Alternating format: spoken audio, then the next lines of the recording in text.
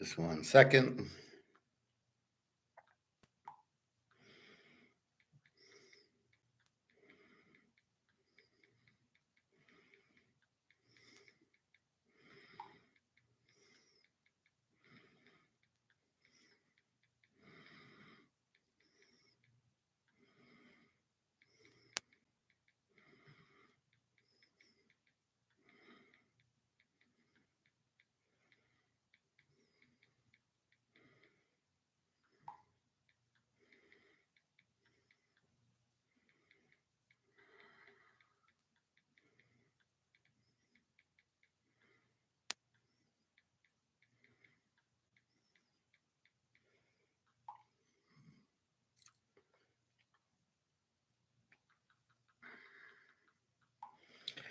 All right.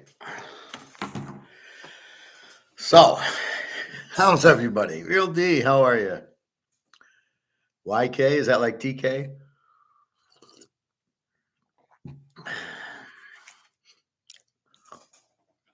I thought I was gonna miss my lock yesterday, Philadelphia. Philly under 9.5. I see 6-0 in the second or third inning. They go great. And they end up winning 7-2 with my guy Ranger Sanchez on the mound. Who I couldn't believe they pulled him in the bottom of the fifth. I was at the club watching it, and some guy hits a ground ball to short, and it goes right through him. It was like, really? The game was in London, which I had no idea about. Would that have changed the bet? I don't think so. But what the hell are they doing in London?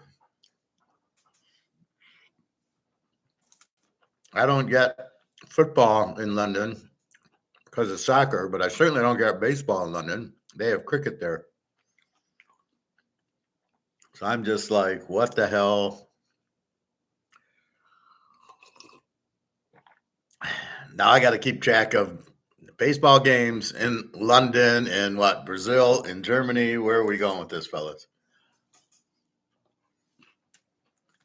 And what's the point? More fans? Believe me, they don't care about baseball. They don't care about football in Europe.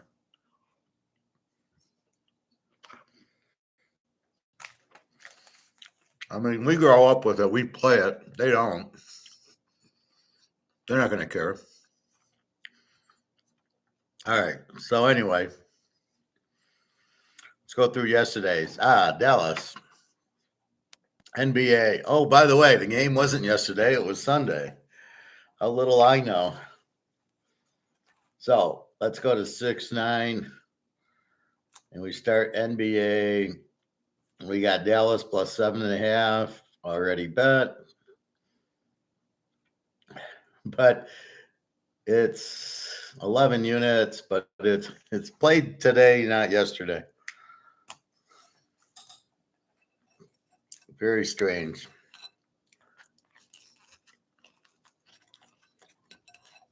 And it's like, what are you guys waiting for? I mean, we played Thursday. We got to wait till Sunday. Reminds me of baseball. Baseball, they're trying to keep, hurry it up. Well, if it's tied after 9, why don't we just start with the bases loaded in the 10th, and then we'll get a winner quicker. I don't understand that. Why are you in a hurry to finish the game? If it's a good game, you don't hurry it. You just let it go. People enjoy it. Like a good movie, a good book. There's no limit on it. So anyway, that's crazy. So let's look at yesterday's results. Philadelphia under 9.5. My 11 unit play wins. Atlanta under 8.5 loses, and I looked at that, and the pitchers just didn't pitch. Pitchers didn't pitch well. I don't know if the bullpen killed us or not. but we didn't have a bet on it. Minnesota, we had a bet on it, 5 units, and we lost. Boston over 8.5. Atlanta under 8.5 goes to 10. The bullpen let us down. Minnesota loses 4-0 to Pittsburgh. This Woodson Richardson, I don't look like that much, but the guy Hunter Brown on Pittsburgh. Well, no, it's not Hunter Brown. Some other pitcher who has a 5 ERA and he shuts them out. Like, really? Boston over 8.5. They lose 6-1. So we're starting out a little bit slow. We lose to Minnesota, Boston, but we did hit the Philadelphia. Then Milwaukee we hit over 8. They scored 9 against the Tigers. Casey Mize sucks. Kansas City, Seattle. We have Seattle under 8.5. And it's 8-4. I'm thinking that they don't hit very well, but apparently, even with these weak averages and the good bullpens, they still got 8-4. Then here comes some winners. The Cubs under 9. They lose, but 4-3, so it's a 7. So we are good. We have Baltimore, who is just on fire. They win 5-0. Another winner. We have St. Louis, and they lose to Colorado 6-5, which I'm scratching my head over. The Yankees under 8.5. It's 2-2, and next thing I know, it's 11-3 Dodgers. They score 8 runs in the 8th, 4 in the 8th, 4 in the 9th. Bullpen lets us down. We have Cleveland, which is an easy winner. We have San Diego over 8, which is an easy winner. And we have California, which loses 6-1 to Houston. Hunter Brown, who sucks, with his 5 ERA. So here we got our 2.63 pitcher going against the 5.58 pitcher, and the 5.58 pitcher wins 6-1. You tell me. So again, this is part of the problem with baseball.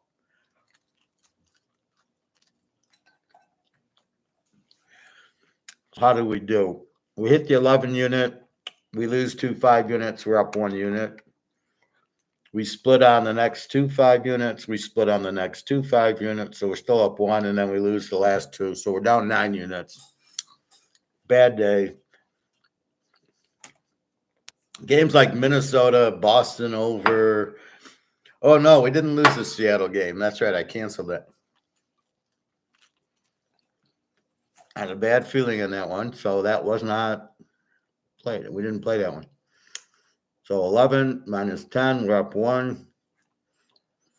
Then we hit the next 2, we're back up 11. And then we lost the next 2. We're up 1, and we lose California, which I never play. I lose 4 units. So my apologies. One side is toasted, and the other side is not. So left it on another minute. Oh, well. So if you go through the scores, Philly 7-2. We can't bet Philly today because it's already started because it's in fucking London and it started at 10:30. 49ers beat Dallas 3-1.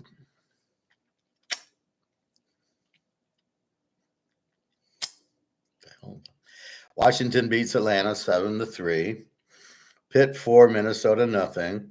Toronto 7, Oakland nothing. We missed Kevin Gausman there. All right. The White Sox beat Boston 6-1. We wonder if Boston is a real team or not. Milwaukee beats Detroit 5-4. Milwaukee's a very good team. They got hitting. I always look at the box scores really to see the batting averages, and this team's got like 5 300ers.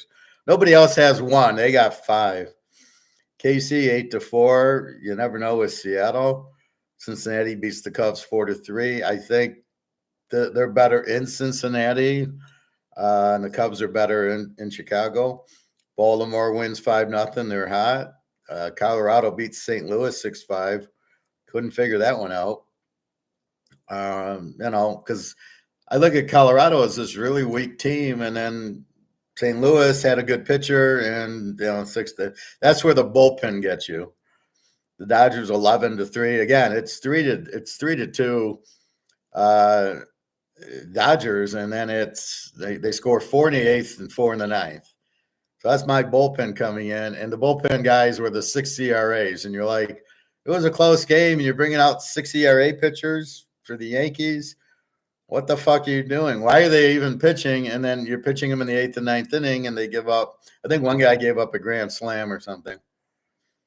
Cleveland kills Miami 8-0. That's what you'd think. San Diego finally wakes up 13-1 over Arizona. And Houston, with the worst pitcher on their staff, wins 6-1 over California. We know California can hit, but with Hunter Brown a 5.58, we're expecting 3 runs. So we were expecting over there, but we took California. We thought would win. And I don't normally bet California, and that's why. Just like never betting the Tigers. All right, here we go. Today, 6-9. Phillies leading 3-0 over the Mets already. Why they start a game at 10:30? What do they expect people to wake up Sunday morning and go, hey, let's check out the Philly Met game? God knows what. It's on ESPN. Yeah, let's check that game out at 10:30. It's not football. I mean, you got to be kidding me.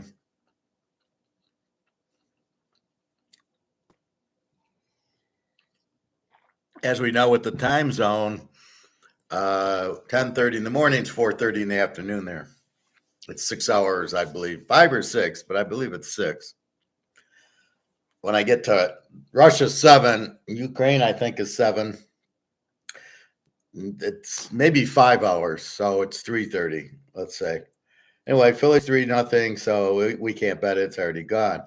All right, the 1 o'clock games, it's 11:30. We got plenty of time. All right, the 49ers and Cowboys again.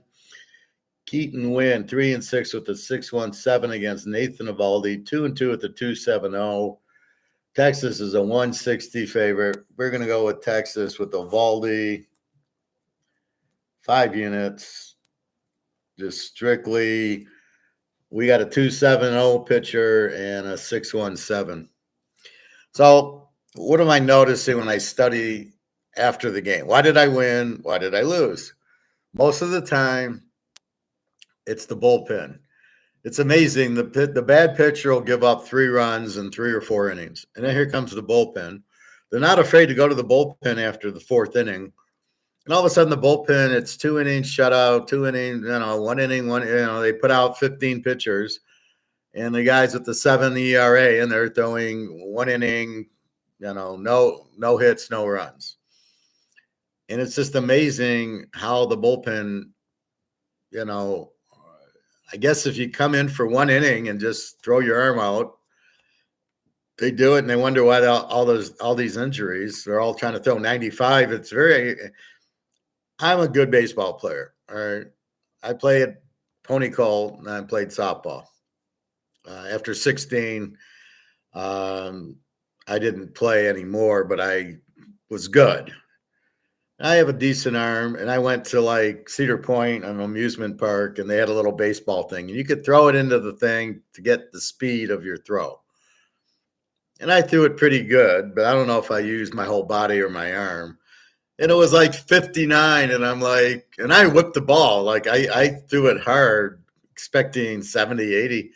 This 59, and I'm like, holy fuck. How do these guys throw 95? Now, again, I don't think I use my hips and my ass like you would in golf, like you do in tennis, like you do in these other sports to generate, what's the sport? Girls softball. I learned how to pitch girls softball, and it's all the speed comes from your hips and your ass, and you torque it and you kind of tighten it and then fire it. But it's not your hand or your arm. It's all your hip. Like you use those muscles.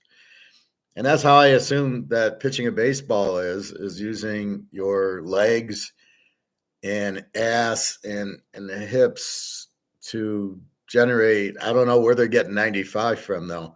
I couldn't throw 95 if I did. If I ever threw that hard, I don't know where I would throw it. You'd be in front of me. I'd throw it 20 yards over there because it's the timing of it. But I was amazed. So I don't know what's going on that these guys are getting so hurt from, but it is what I see in the box scores. You know, you got a 5.2 ERA, 1 inning, 0.00, and you're like, then you got the guy with the 1.0 ERA, and it's 3 runs on 5 hits. You're like, but this is what we're dealing with. What are we looking at? We're looking at the bullpen ERA. If I can find that, my sheet. So I'm looking at bullpen ERA and batting average. I mean, what am I supposed to look at, right? What other variable can I look at? And that's the problem. So I see these teams. So the Yankees sitting there with their 2.87 ERA, and they put out 2 guys that are like 5 and 6 ERAs. In the bottom of the 8th and the bottom of the, or top of the 8th, top of the 9th. And they give up 4 runs and 4 runs in what should be a low scoring game because the starters had like a 2.0 ERA. And this is what the battle of baseball is we use that and we try to use the bullpen to try to gauge, okay, we know we got maybe like a Verlander, we probably get 7 innings.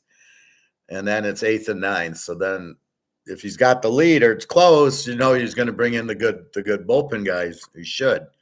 I don't know what the Yankees are thinking. Why they even have guys with the 6 ERA on their team, and why would they bring them in against the Dodgers? All right. So we're going to go with Texas again. Evaldi 2-2 with the 2.70 against Wynn. They don't hit much. It's a weird over/under 7.5. I mean, the Niners are going. Keaton Wynn 3-6 with the 6.17. I mean, he's going to give up 3-4 runs. How good's Frisco's bullpen? 4.42. Texas is 4.7. See, this game should go over.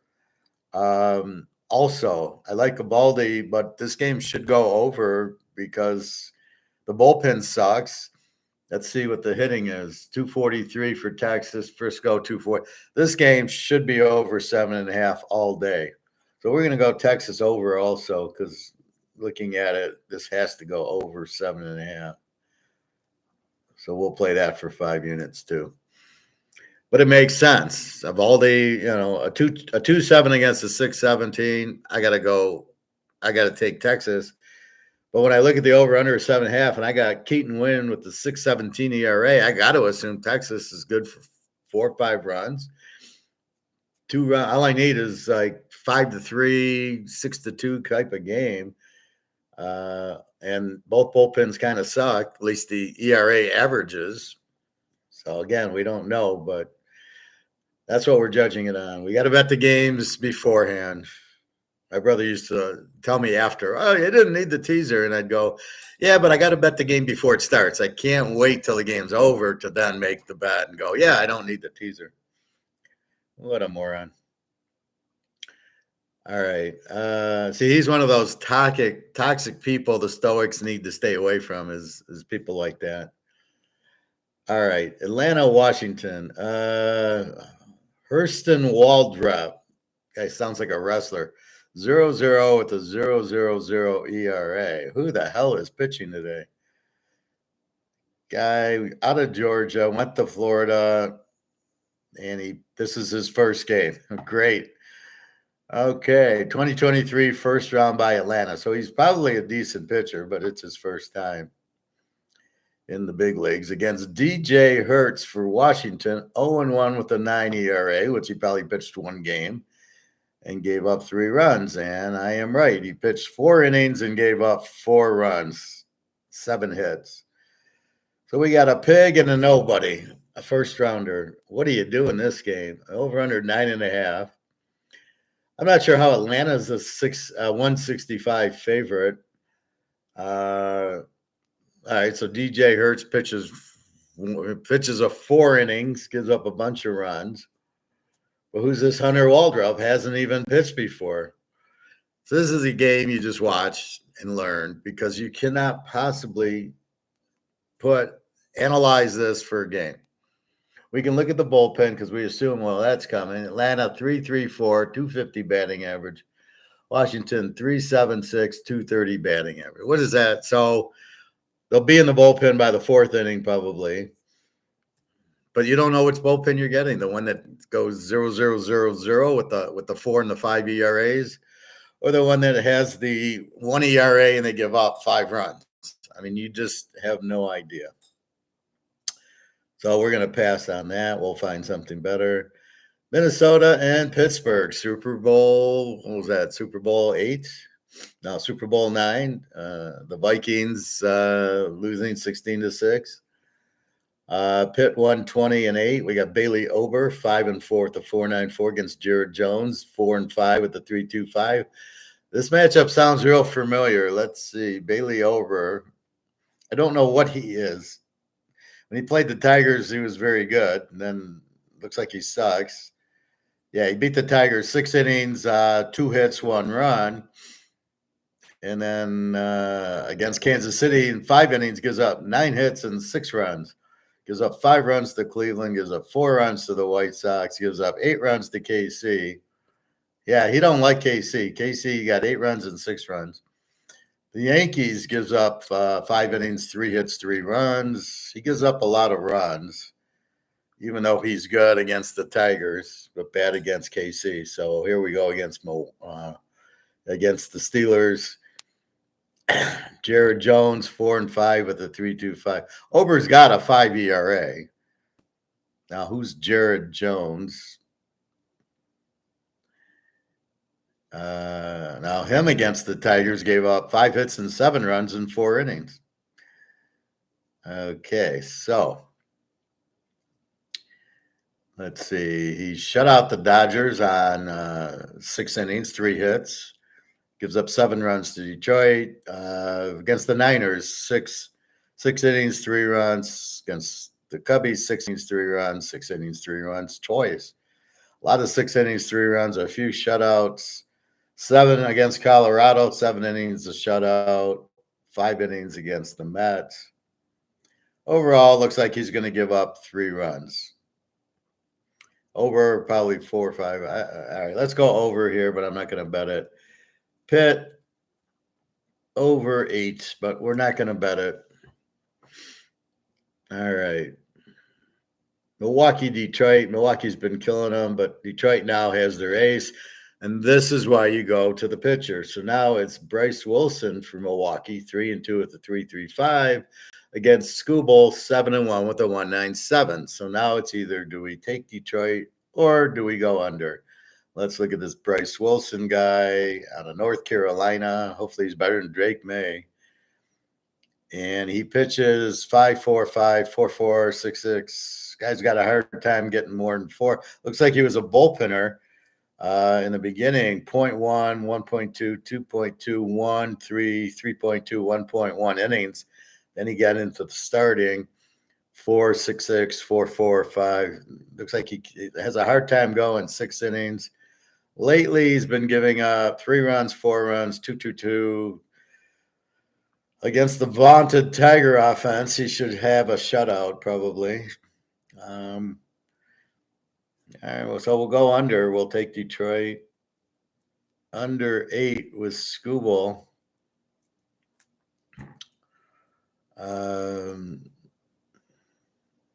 Now, the question is Bryce Wilson's 4 innings. So we got to go to the bullpen here. 346, and they hit pretty good, 258.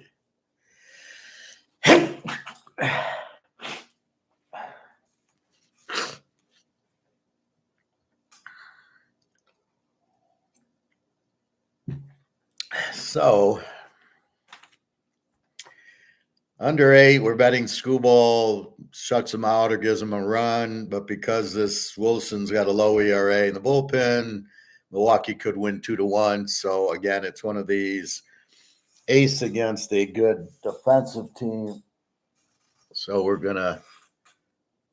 we will play it under, but we're not going to bet Detroit games. They're too inconsistent. At least the Lions we figured out just bet them over. Here we don't know. The Cubs in Cincinnati. Cubs have had trouble in Cincinnati winning. Cubs are 130-9. Shota Imanaga 5-1 with a 1.88 against Frankie Montas, 3-4 at the 4. So we're going Cubs here. and we'll go 5 units. We don't love the Cubs in Cincy. It seems like Cincy does it, but they're a 130 favorite and a 9. I'm not going to touch the over. It's been under in Cincinnati, but this Montos 3 and 4 to 4 ERA. I got to go with Imagina 5 and 1 with a 188. Yeah, let's go Cubbies. Cleveland, Miami. Cleveland won yesterday 8-0. Cleveland minus 115, 8.5. Carlos Carrasco 2 and 5 with a 5.66 against Trevor Rogers 1 and 7 with the 5.68. 2 pigs. The problem is Miami. It's a whop. Well, they're getting up there. They're at 236. We'll have to check it tonight after today's game. And Cleveland is an A team, 239 batting average, 240. So this probably, well, based on the starters, we're going to go over 8.5, but the bullpen comes in, so we'll go over 8.5. But I can't trust Miami to score enough runs for me. I can't trust Carlos Carrasco 2 and 5 with a 5.66 to win either. Yeah, we'll play that. Let's play it for 5, just for the hell of it. It's Sunday. Baltimore at Tampa. Baltimore is a 145 favorite, 7.5. Grayson Rodriguez 6 and 2 with a 3.28. Zach Littell 2 and 3 with the 3.56. Baltimore has been red hot. Zach Littell. Let's go Baltimore to win. I said that horse is going to place. Place your money on Lucky Dan. Well, now we're going to win our money on Baltimore. All right. Boston, Chicago, White Sox. Boston 145-9. The White Sox killed them yesterday, and I think they won the other day. Zach Kelly 0-1 with a 2-0 against Chris Flexen, 2-5 with the 5.19. Let's look at Zach Kelly. I mean, there's so many pitchers. We're in June. I haven't heard of Zach Kelly 0-1 with a 2 ERA, undrafted, and he's pitched the whole year as he's a bullpen guy. So you're going to get maybe 2 innings out of him. So what the fuck is this bullpen day? So we're gonna go the White Sox, and we'll go over 9 because their pitcher Flexen's 2 and 5 with the 5.19. So we're certainly not going to bet him. We certainly can't bet a bullpen guy. So we should say Boston in the bullpen is 3.57 with a 240 batting average in Chicago. So I think there'll be a lot of runs. All right. Seattle, KC. Seattle really doesn't hit well. They're 36 and 30 though, and KC's very good. 39-26. KC's minus 135 and 7. George Kirby 5 and 5 with a 4.05 ERA for Seattle. Cole Reagan's 4 and 4 with a 3.21. Who the hell is Cole Reagan? Who do we bet on here? Jesus Christ. Now he's been pitching a lot, although I've never heard of him. Against San Diego, 6 innings, 1 run. Against Minnesota, 5 innings, 3 runs. Detroit, 6 innings, pitches a 1-hitter. Oakland, 7 innings, 2 hitters. So now here against California, who can't hit, he goes 6 innings, 8 hits and 7 runs. And then Milwaukee, two hits. Toronto, 1 run. Toronto, 1 run. Baltimore gives up 7. So who are we getting? The guy with the shutouts or the guy with the 7? So he's had 2 7s. If you take away the 2 7s, which we can't, he's probably like about a 2 ERA. A lot of 0s, a lot of 1s, a lot of 2s. Couple of 3s, and then you got 7 against Baltimore, 7 against California. They must just hit his pitching. And who are we looking at? Cole Reagan's. I think that's who we were looking at. Yeah, okay. Cole Reagan's for KC. Against George Kirby. 5 and 5 with a 4.05. George out of New York. Not a lot of pitchers out of New York. All right. He's given up 5 and 5, and then gave up 1 against Houston and 2 against Oakland. And a couple of zeros and a couple of ones and a couple of twos. So the question to the puzzle is, when are they going to throw the sixes, give up 6 runs, and when are they going to throw the shutout? And that's what we got to get to. So I'm going to take KC here. I just like them. They playing pretty well. We'll go for 5 units on them. Really, they're just hot. They won big yesterday. All right, Colorado, St. Louis. Colorado's been playing much better. All right, they beat them yesterday with St. Louis had a good pitcher. St. Louis is a 175, 8 over under 8. Ty Black, 2 and 3 with the 4.54 for Colorado. Andre Palantine, 1 and 2 with the 6.16. So we're going to go over 8.5. Go St. Louis over 8.5. And we're not going to bet it because we don't trust St. Louis. Although Colorado should win 1 and 2 with the 6.16, but Ty Black's 2 and 3 with the 4.54. What do you do with that? Can't bet him. That leads you to the over 8.5. All right. Houston and California. Houston won. We got the Justin of Verlanders going today. Houston minus 158. Verlander 3 and 2 with the 3.63 against Patrick Sandoval. We're going Houston, and we'll go 5 units for Verlander. One thing I know about Verlander, when he has kind of a bad outing, and I'm not saying he had a bad outing last time, just that they lost. I think they lost 2-1 in like 9 or 10 innings or so. But you got to see, you know what you're getting out of Verlander. 99 out of 100. He's giving up less. He's either giving up 0, 1, or 2 runs. That's it. Sandoval, 2 and 8 with a 5 ERA, is not the type of pitcher that's going to beat Verlander. So let's go Houston. But that's what we're looking for. So we got it here. So go Verlander. 5 units, maybe. Let's go 7 units. I can't just go 5 on Verlander. All right. Toronto and Oakland. Toronto beat them yesterday. The game's in Oakland. Now, I said they were probably tired from the jet lag. Yesterday, Toronto woke up 1-8-0. Bowden Francis, oh my God, 2 and 2 with a 9 ERA. Mitch Spence, 4 and 3 with a 3.86. We're going to go over here. Toronto, what are we over? 8? Oh my God, we got to bet this. Over 8, 5 units. I seriously have a guy named Bowden Francis, 2 and 2 with a 9 ERA. But Mitch Spence, 4 and 3 with a 3.86. I'm sure Toronto's going to hit him, and Oakland should hit the guy with the 9 ERA. But you would think you're going to get over 8. All right, well, let's go into. Let's look at Bowden. Where's he from?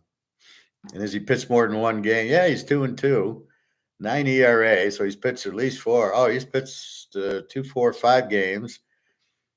5 innings against Houston, gave up 7 runs. 3 innings against the Yanks, gave up 5 runs. 2 innings against Colorado, gave up 2 runs. 2 innings against San Diego, nothing. 2 innings, and then 3 innings against Baltimore, gave up 4. This guy's a fire. Is he a starter? He started 2 games, so he must have started the I don't know which game he started. It's so hard to tell. 6 games, 2 starts. He is a reliever. So does that make me switch? No. But he's a reliever. Now, let me ask you this. You have a reliever with a 9 ERA. Why the fuck are you starting this guy? Granted, it's in Oakland, but even they can hit somebody with this guy's terrible. So there should be a lot of runs. So we'll go over 8. I don't mind that. You got to bet the pitchers. All right. Arizona, San Diego. San Diego won 13-1 yesterday. San Diego's minus 145 and 8. Scott McGow, 1 and 3 with the 6.35 against Adam Mazur, 0-0 with the 1.50. Probably another bullpen guy.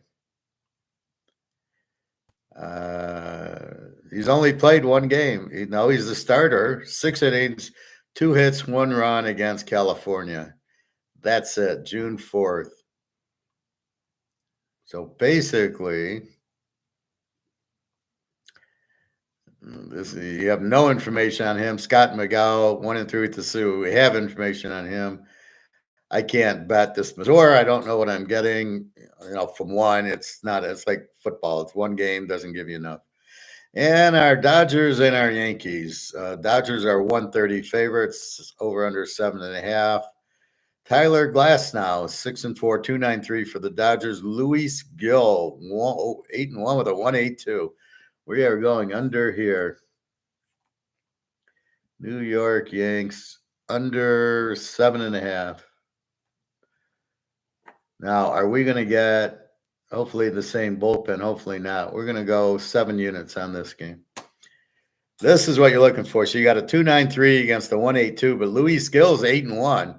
This is why I talk about record when these idiots are talking about Reese Olson. Yeah, he's 1-5, but his ERA is low. Well, check his ERA now, and now he's 1-7.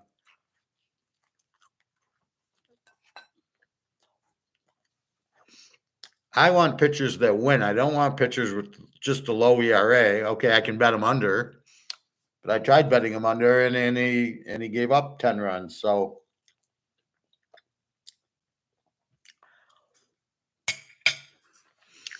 you have to have the good record.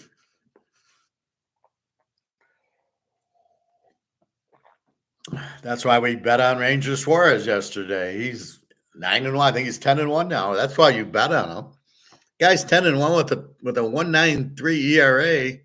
I finally saw him. I was at the gym on the bike, and they had the Philly game on from London, which I didn't know. And he's a lefty. And who knew he's a lefty? Anyway, so he's like 5 2/3. Some guy pretended he got hit by the pitch. The ball bounced in front of his foot, and the ump missed it and said, "Oh, he got hit by the pitch on an 0-2 count." Then they reviewed it, which makes me sick, and it never touched him. So then he comes back up and he hits a single to right field. And the next guy up, it's a ground ball to short, and the guy doesn't even do it. He misses it. He goes to catch it, and he misses it.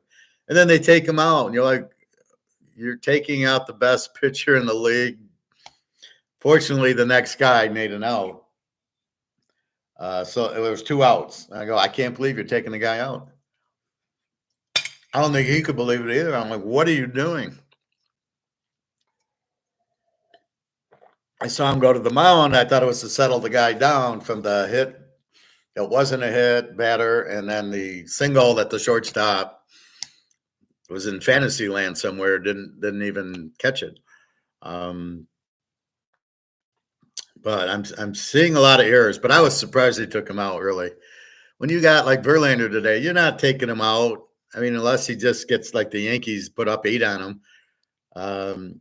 You want him to go 8 innings. And I'm so tired of this pitch count. Look at all the injuries. Look at all the bullpen guys you got, because these guys are injured, and you're babying them with 100 pitches. It's not working. Get the fuck out with this 100 pitch bullshit.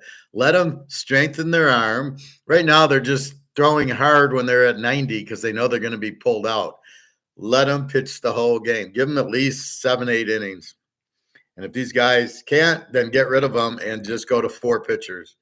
You don't need 5 pitchers.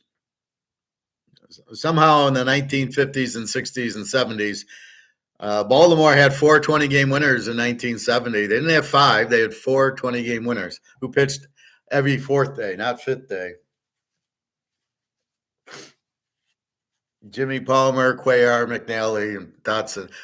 Not really a problem for them. So why is there a problem now that these guys can't pitch? That, you know what, I'd get like Jim Palmer as my pitching coach, and I'd tell the guys, you're going every 4th day, and you're pitching 175, 180 pitches. And if you don't like it, go play tennis.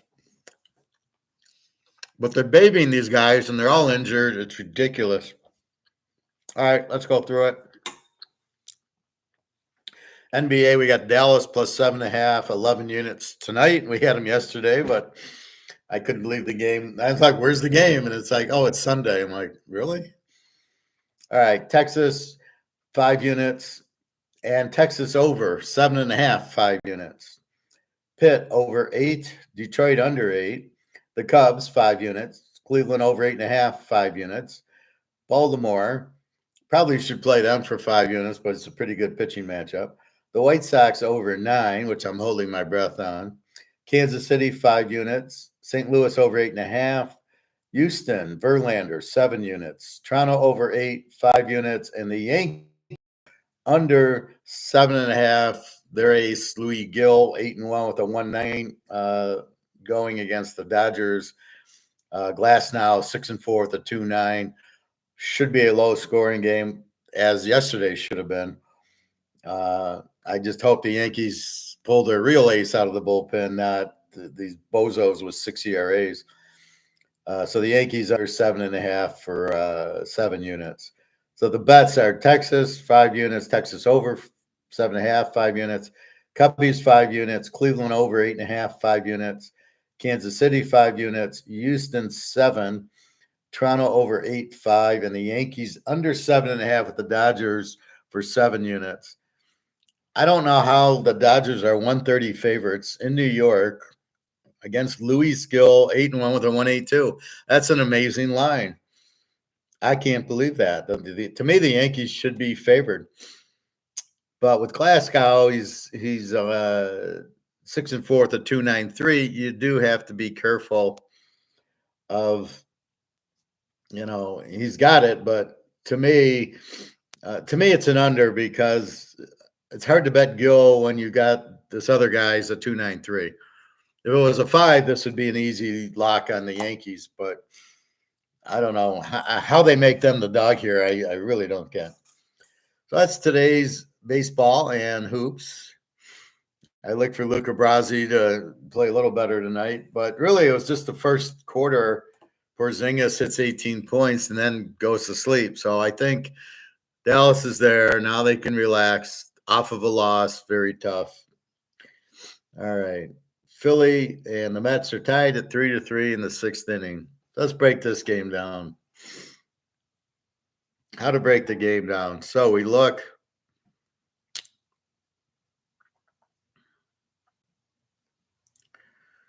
So I like looking at the pitching first. So Quintana started with a 5.29 ERA, and he's given up 6 hits and 3 runs. Then they've went to Young with a 1.13 ERA, and he's only pitched 2/10 of an inning. So that got you to the 4th and a third. 2 strikeouts, a walk. Why did you take him out? They took him out for Nunez with a 2.19 ERA, and he pitched 2/10 of an inning, gave up 1 hit, no runs.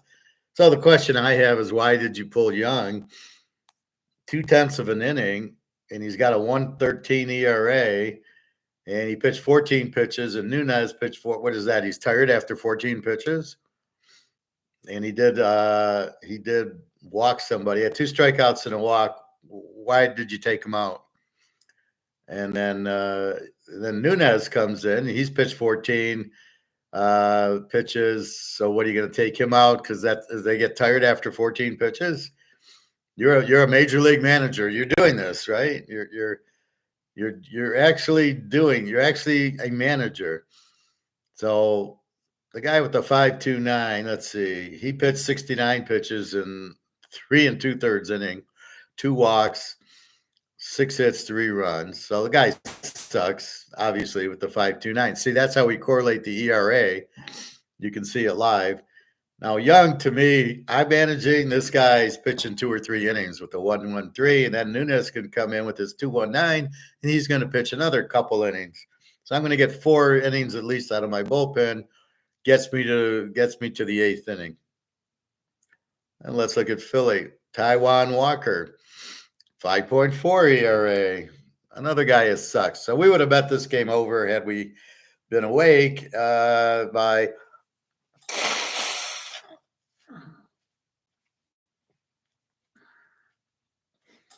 had we been awake to bet a 10:30 game, which I had no desire. Actually got up early. Daria texted me and then went back to sleep. So Walker, 5 2/3 innings, pitched 79 pitches, 2 hits, 2 runs, 2 earned runs, a walk, and 6 Ks. So he pitched pretty good. Then we go to Soto, who's got a 5.40 ERA. Why are you bringing this guy in? Why do you have a guy in your bullpen with a 5.40 ERA, and why is he seeing any game time? Especially, he couldn't get anybody out in the 5 2/3 inning.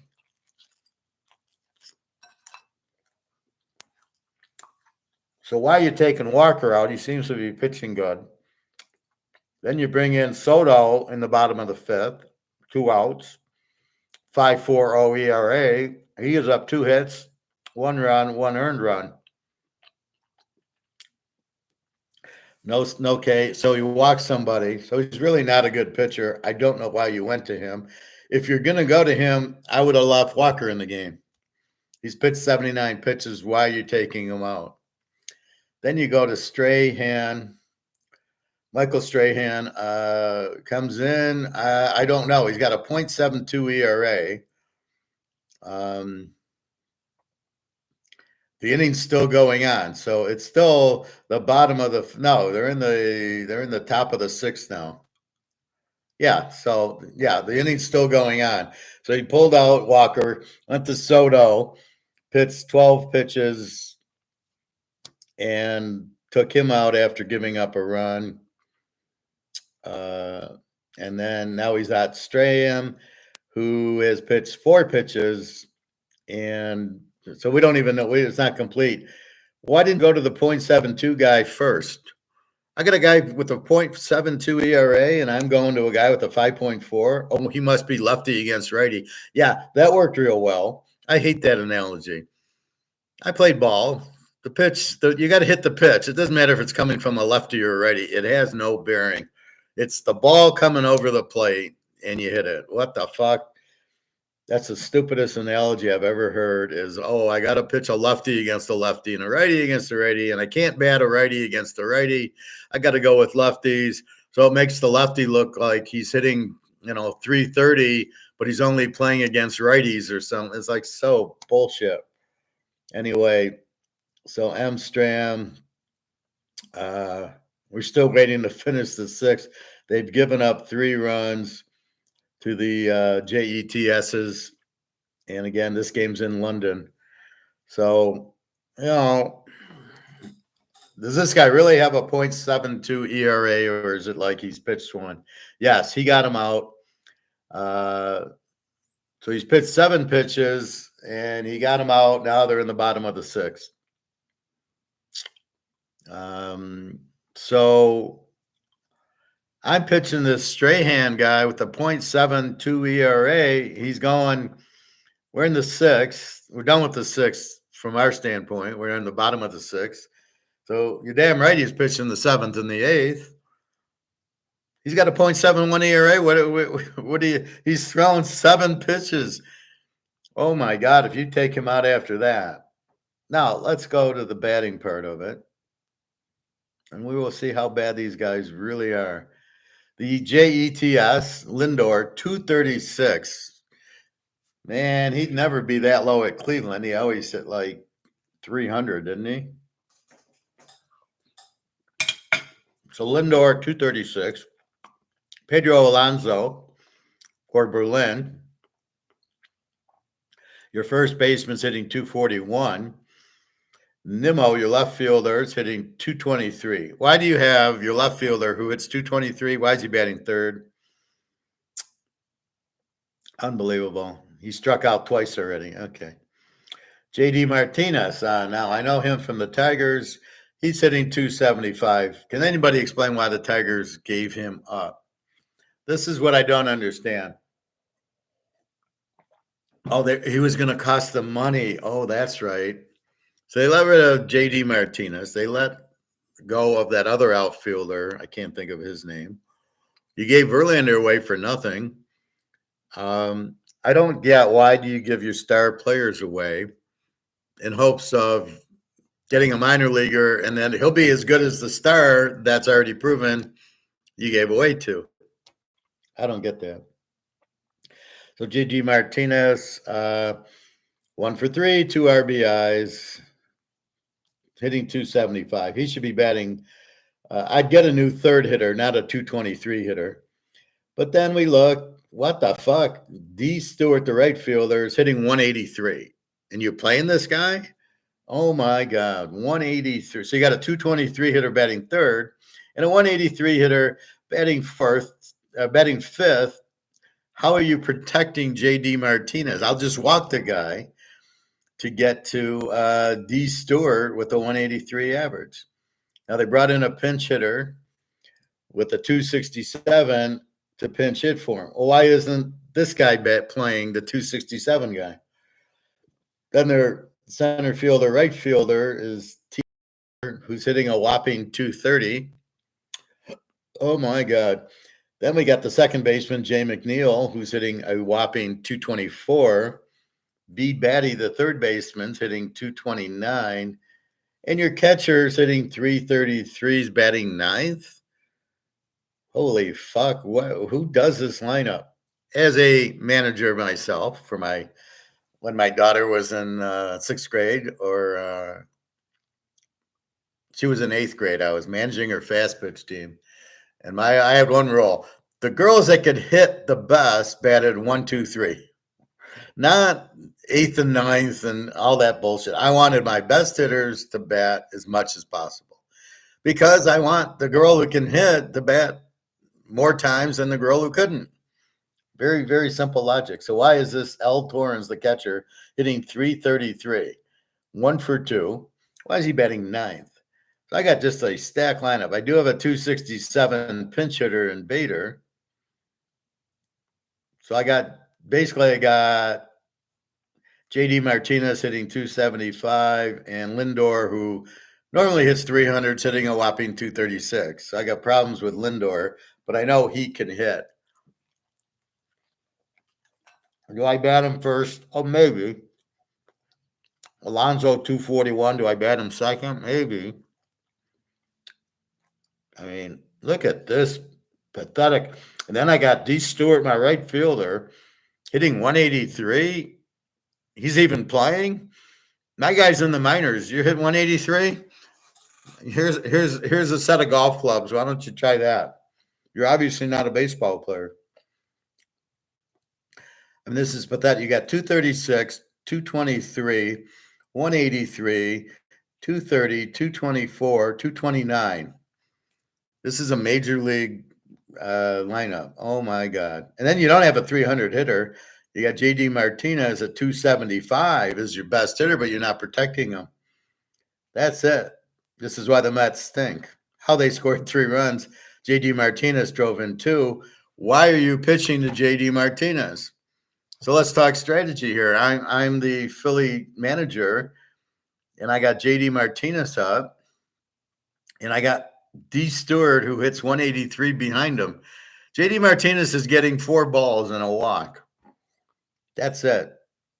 How do you give up 3 runs? How do you let JD Martinez beat you? Unbelievably. This is why these managers are so fucking stupid. So let's go to Philly's team.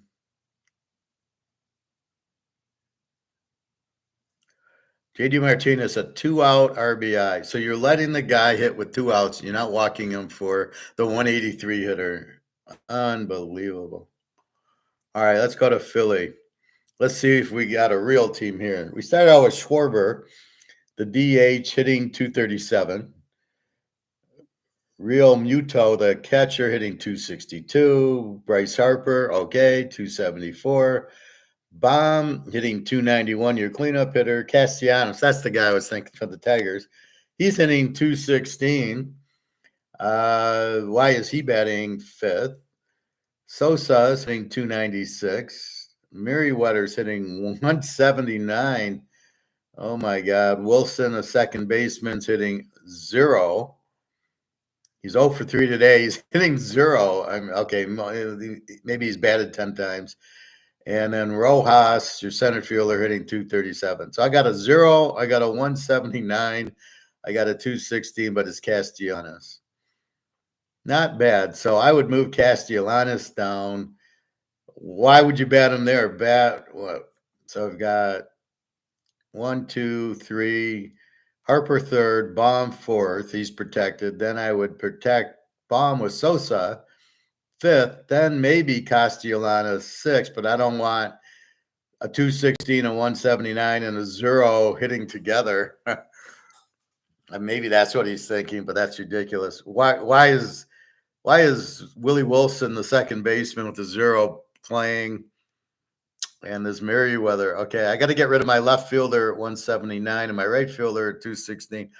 What happened to outfield hitting? I mean, it was always Willie Mays and Clemente, and all these guys could always hit.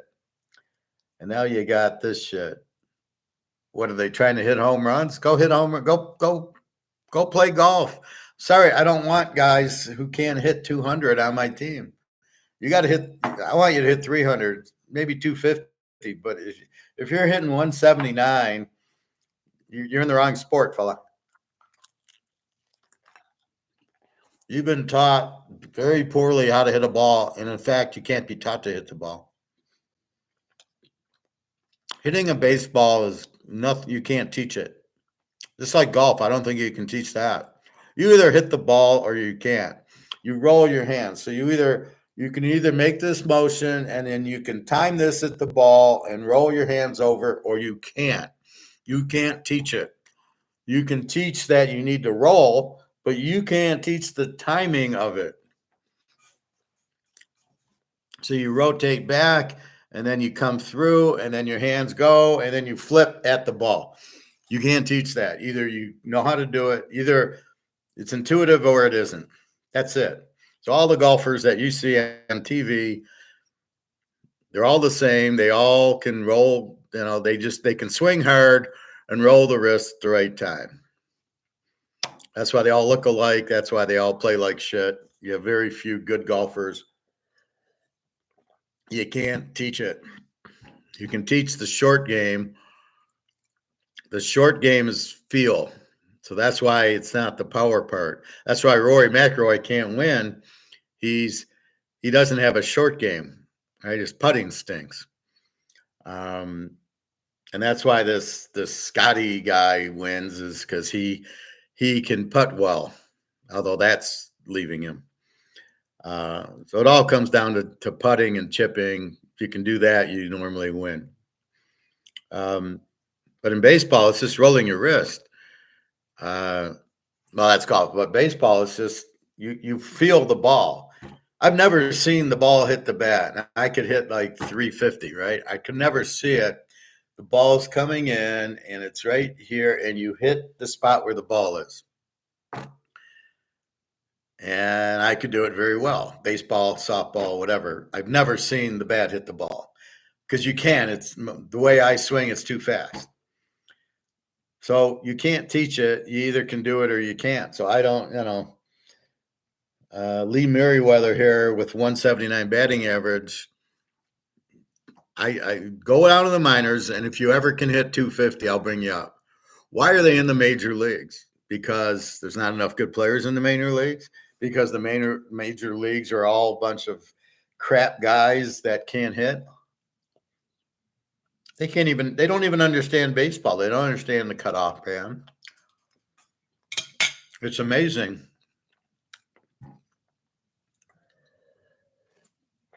It's like they got to be taught, what to do. I learned that in Little League. What do you mean they don't know what to do? Hit the cutoff man. I learned that, and I'm 7 years old. Hit the cutoff man, and I was the cutoff man. I was the second baseman. Unbelievable. But that's what you have here is a bunch of garbage. And then you see, let's go to the White Sox. Let's have a good laugh. Let's go to yesterday's White Sox game.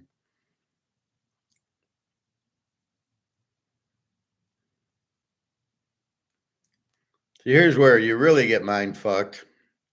The White Sox in Boston Chicago wins 6-1. Let's look at the batting order.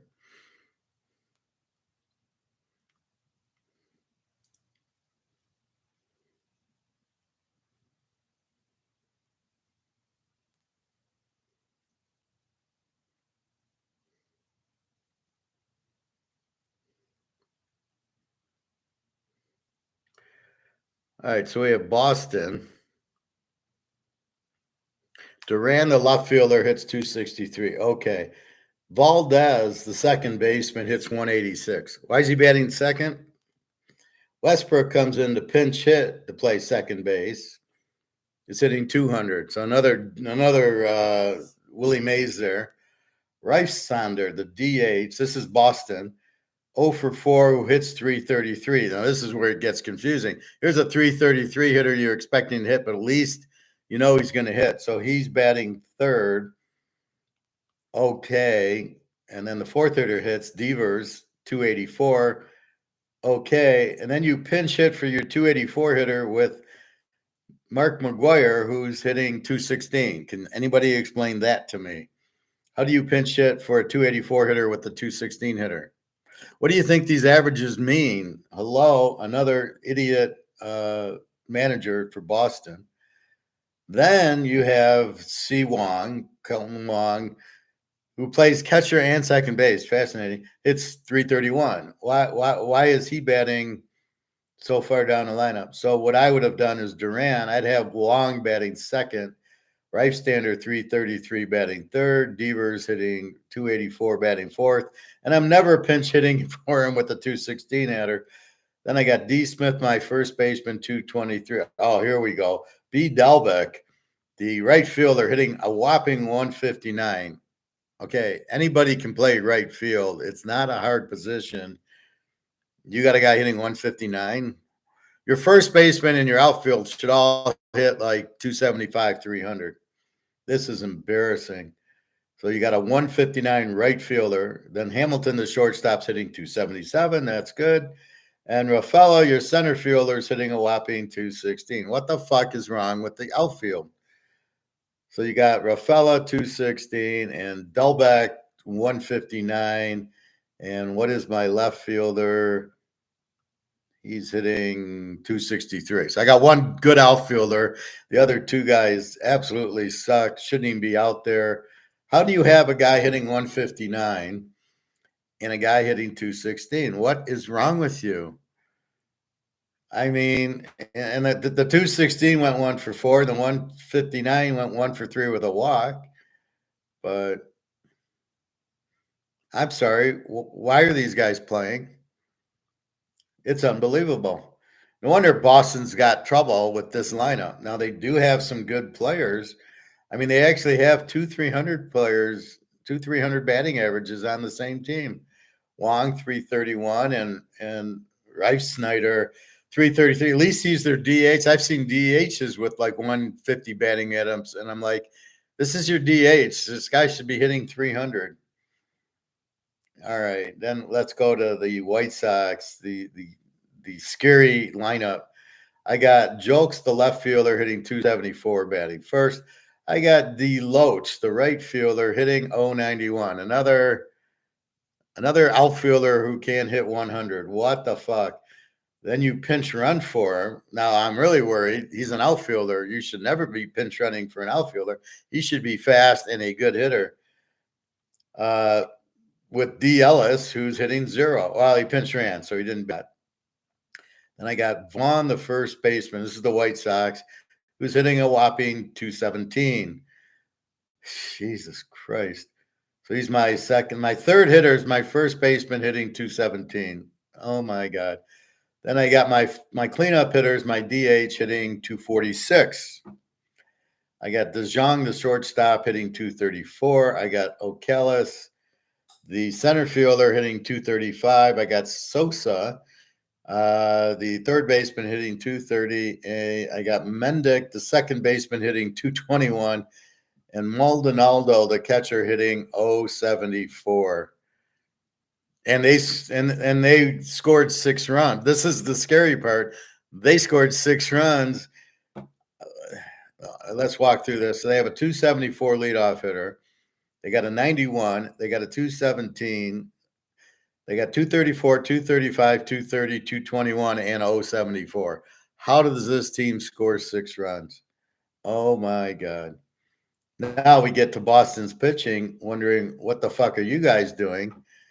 I got B. Bello with a 4.78 ERA, gives up 9 hits and 5 runs to these guys who can't, they don't have a 300 hitter. Then I got Anderson with the 4.41 ERA, pitches 3 innings.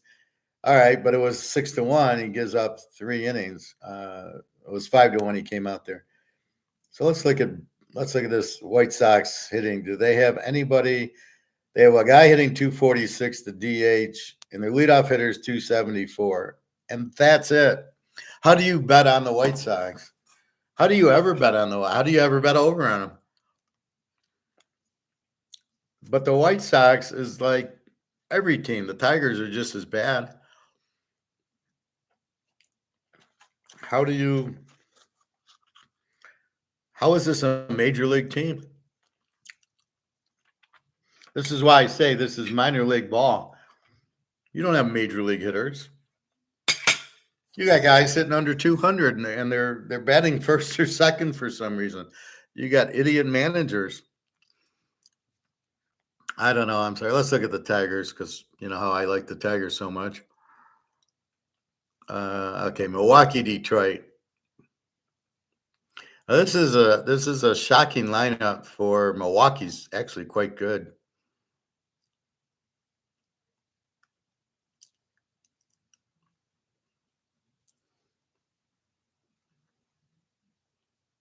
All right, Milwaukee starts with Turek, the second baseman, hitting 307. Oh my God. And then they got Contreras, the catcher's hitting 309. Yelich, the DH, hitting 329. Oh my, what am I looking at here? A real professional team. However, their cleanup hitters hitting 240. Hoskins, their first baseman's hitting 233. Then Frelick, the right fielder, 259. Ortiz, the third baseman, 291. Perkins, the center fielder, 255. And Charo, the left fielder, hitting 216. What is it with these outfielders that cannot hit? This I don't understand. So he's hitting a whopping 216. But look at all they got a 291 hitter, their third baseman. And then you got 307, 309, and 329 at the top of the lineup. Give them credit for that. I don't like the 240 hitter hitting cleanout. He's a shortstop. Again, a weak hitting first baseman, 233. It's not hard. Your best hitter should be playing first base. It's an easy position. I don't get it. So they have fairly good hitting. That's why they're leading their division. Then we get to the mighty Tigers, and then how they're this good, I don't know. Verling, their third baseman, right fielder, third baseman, sitting 276. Then Ricky Green, their center fielder, is hitting 238. Canna, the DH, is hitting a whopping 236.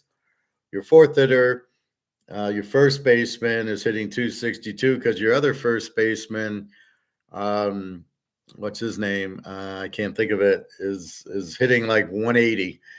So they got this Orcella in because the other one's hitting 262. Your second baseman's hitting a whopping 215. We're not sure why he's playing. McKinstry, your backup second baseman, third baseman, second baseman's hitting a whopping 196. I don't know why you took out Keith, who's hitting 215 for a guy hitting 196. Your left fielder, Malloy, 143. Your right fielder, Badu, 190. What is this? Fucking Little League? Ibanez comes in to pinch hit. Why isn't he playing? Hitting 263. Perez, Pitts hits for Ibanez. Why are you pinch hitting for the 263 hitter? And why is your 190 hitter starting? And then Perez comes in and hits 247. Now here's the real mystery. Javi Baez with a whopping 183 batting average. You're paying this guy $20 million, and he hits 183. I'd give him a tennis racket and say, here you go. You're in the wrong sport. I need somebody who hits 300 if I'm going to pay him $20 million. This is the problem with these big contracts. What the fuck are you giving this guy a big contract for? Why are you giving anybody a big contract? Oh, yeah, Verlander, I understand. JD Martinez, I could have understood. You get Bias $20 million a year, and then just let him go. What's $20 million to the owner who's got billions? What's $20 million? In the meantime, this guy's batting 183, and then your catcher's up to 236. He was in the low 100s too. So in this batting order, I've got 183, a 19. This is my starters: 190, 143, 215, and 236 and 238. How they scored 4 runs, I don't know. Okay, so they have a 276 hitter, a 262 hitter, and that's it. They got 2 hitters over 260. And they've got 1, 2, 3, 4 hitters at 215 and under, and you're pinch hitting with hitters that are 190. But your good hitters, this let's see. So you pinched hit with this Ibanez guy, 263. Why isn't he starting? And Perez, 247. He's got to be better than a 190 hitter. And the 190 hitter. Oh, excuse me, he walked. That's why he's out there, because he can walk. He can't hit, but he can walk. So I'm the pitcher. I just throw the ball over the plate, and he'll hit 10 foul balls. What a winning strategy. You wonder why they stink.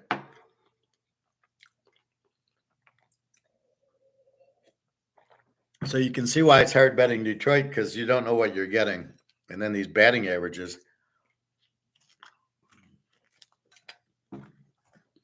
So you think they're an under team because they have 1 260 guy. And today I took them under 8 because of they got turbo pitching.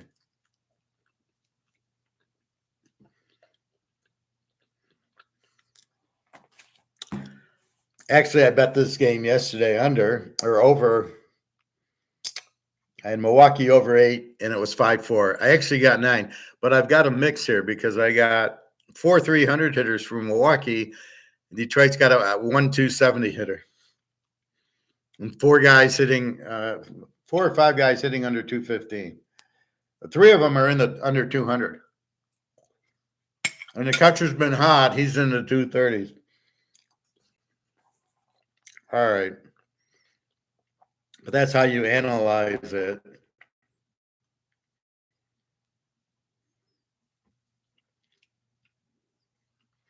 So the Mets and Phillies 3-3 going into the top of the 7th. Let me see. It's funny. I got to refresh the page. Okay. Yeah. 3-3.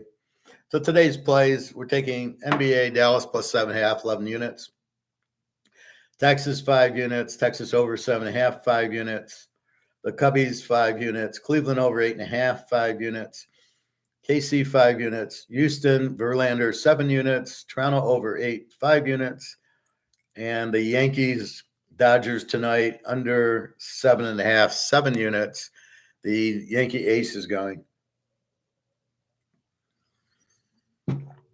So with that said, those are your bets today. Comex.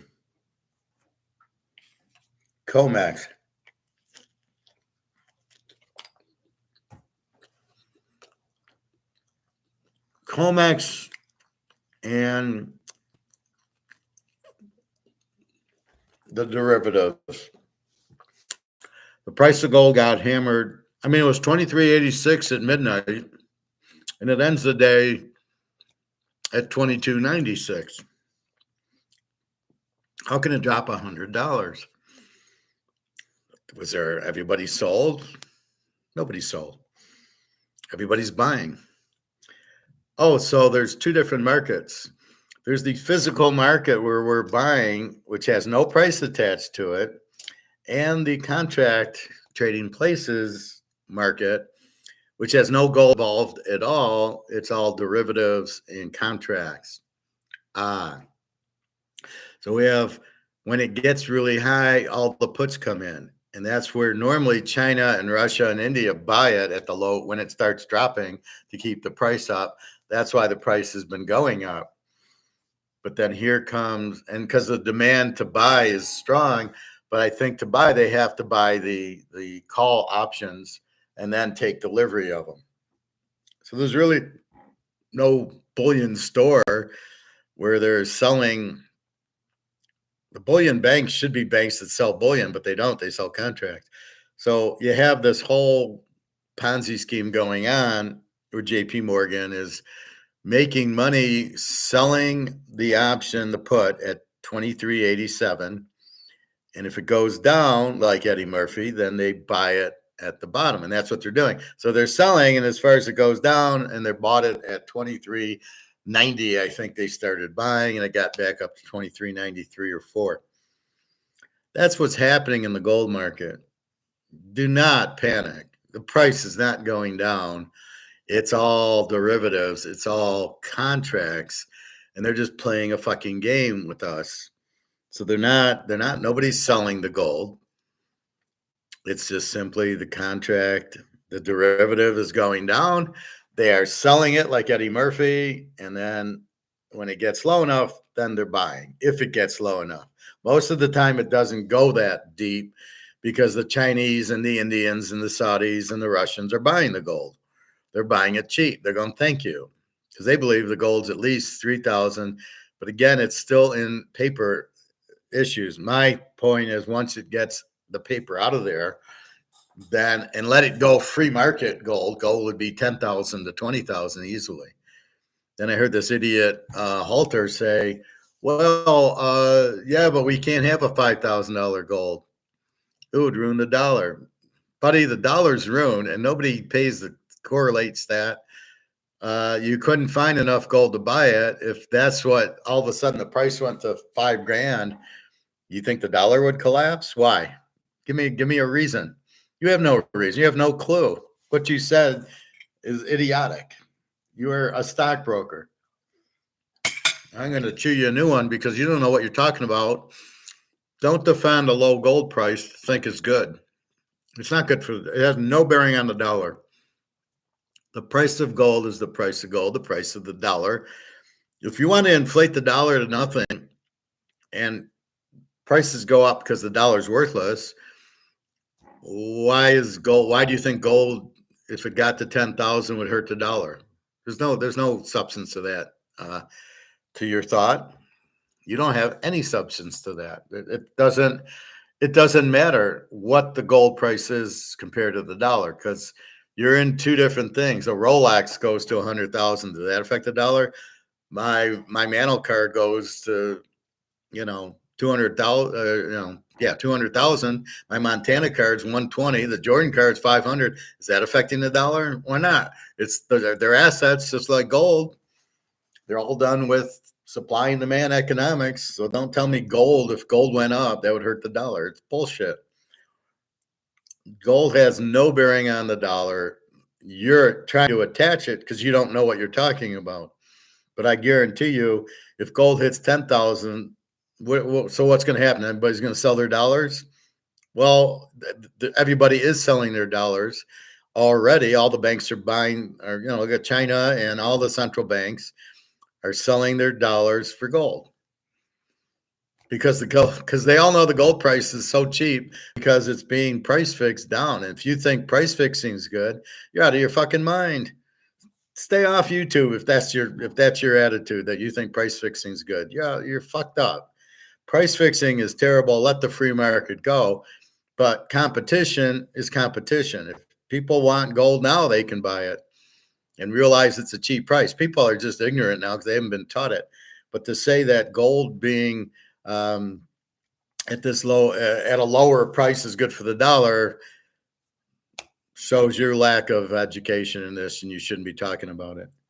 You don't know what you're saying. I'm an economist, and I guarantee you it doesn't matter.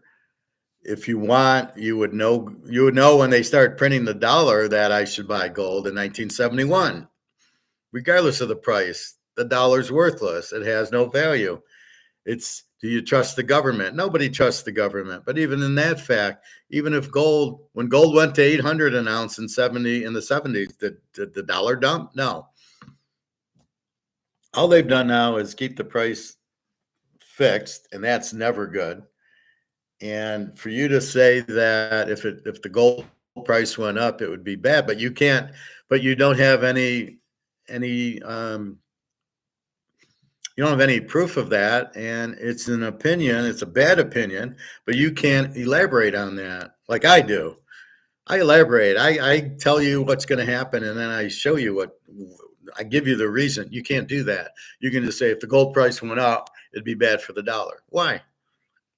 You can't, because it's bullshit. You're bullshitting everybody.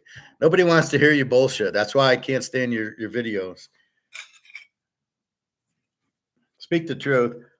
And if you're going to steal my Titanic lines and my other lines, then give me credit for it. Nothing I hate more than somebody who steals from somebody. Anyway, please be careful who you listen to. The gold price has no effect on the dollar. They are independent of each other. The dollar is the medium of exchange, not gold. Gold is the same as a mantle card, as a Rolex, as a Van Gogh or a Picasso. It's an asset that has a value. Right now, the true value of gold is being held down. Anybody that thinks that the gold price being low is good are fucking idiots, right? They don't know what they're talking about. Please don't listen to them. You buy gold now because it's cheap and it's being derivative down by JP Morgan. And that's a bad thing because we're not getting a real price. It's good if we want to buy it, but it's bad if we want the price to go to what it should be. And that's why we're buying it. It's bad because it should be 10,000 by now. So keep that in mind. It will go much higher because COMEX is blowing up because they need gold to do this. So when they do this derivative down, China and Russia and Saudi and India buy it. So they go, okay, I'm going to buy your derivative. And then they have to sell it to them. And then they don't have as much gold. And there's not that much gold out there. And the gold they're taking is they're stealing from the ETFs, which are another Ponzi scheme. So you got to stay out of ETFs. And we understand COMEX is just Eddie Murphy. It's a put. When the price goes up, it's a put down. And then they sell it. So they're selling it here and then with hopes to buy it here. Just like Eddie Murphy, right? That's the goal of what they're doing with gold. It's totally illegal. And like I said, any idiot that thinks they need a low gold price because it'll hurt the dollar, fucking clueless. I mean, it's like you should never listen to this guy. He doesn't know anything, but he can't back up his words. Give me a reason why. People dump the dollar. Oh, well, I got news for you. Everybody's dumping the dollar. Regardless of the price, it's worthless. This is worth zero. It's not worth zero because the gold price is 2,300. Should be 2,400. Should be 20,000. It has no relationship to the gold price. It's worthless because you printed $150 trillion and nobody wants it, and you harass people. So it's going to go out independently because you've printed too much of it, like Venezuela, like Zimbabwe, like Sri Lanka, like Greece, like everywhere else. Keep that in mind. That's why the dollar loses value. It has nothing to do with gold. It should be backed by gold, but it isn't, but absolutely nothing. So we understand now we got to be careful tomorrow. From what I heard was China is closed for a holiday. Don't know what holiday it is in China. Maybe victory in World War II or something. So look for I'm not sure which way the derivative will go. He might be buying it because it's so low. They might have bought the derivative as opposed to sold it. So when it goes really high, they sell it, and then so in a derivative, you can sell it first or buy it first. When it's high, you're selling it with the hopes it drops to buy it. It's been dropped. Are you going to sell more in hopes of buying it again, or are you going to buy it cheap because you know Russia and China are going to come in and buy it and raise the price back up? So this will be interesting tomorrow. But don't be scared. It's just options. It's contracts. It's derivatives. It has nothing to do with physical. Why they price it in physical? It's just the Ponzi scheme of the mafia. Basically, that's how we're going to price gold because we like to get dollars printed. But they don't realize the dollar is worthless. So everybody with a lot of money doesn't realize that it doesn't matter. It's not going to be worth anything. And if you notice, you don't ever see a price for the dollar. You know, gold's 2,300. You don't know what the dollar is. That's what the dollar is, but go find it. Anyway,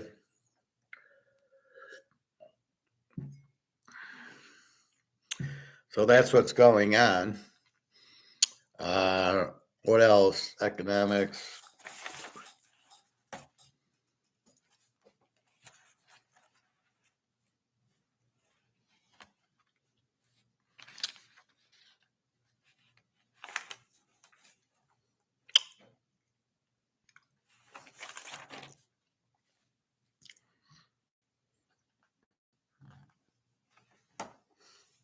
So the overall structure of the economy is a black box. What the hell does that mean, Howard?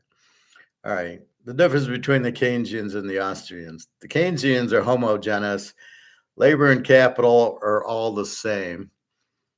The heterogeneous Austrians, all capital is different. And that's really what it is.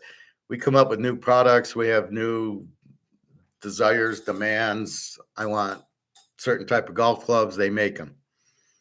In the Keynesian world, it's labor and capital is all the same. All right.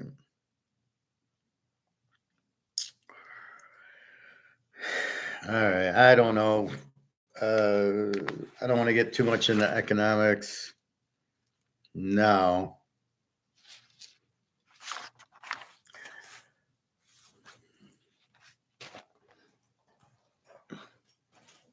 So again, interest rates are going to the moon. Everybody sits there and goes, well, the Fed has to cut interest rates. Why? And can they?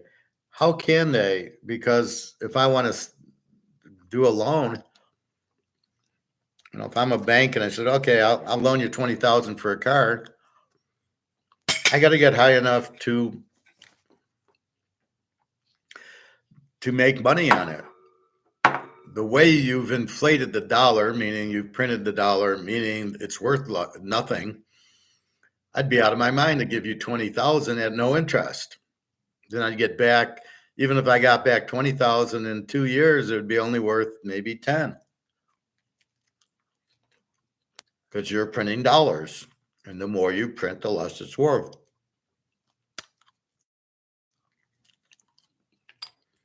Let's see if I got anything.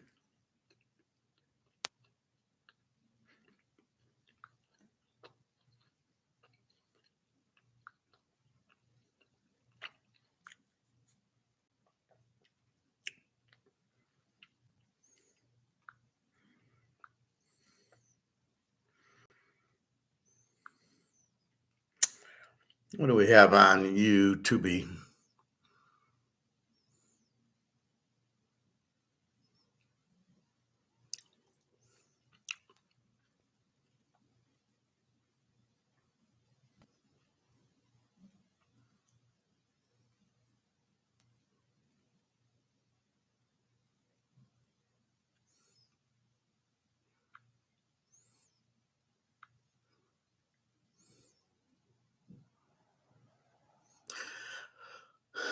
So we have 30 new countries that just joined BRICS. A lot of them are African and Asian. A lot of the littler countries, they need protection. They need a gold-backed currency. They need to get out of the U.S. dollar. The U.S. fucks Africa and Asia really bad.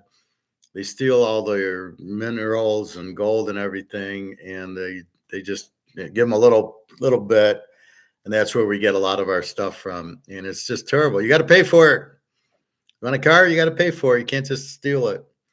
So 30 new countries joining. And like I said, 70 countries are going to this BRICS Olympic in Kazan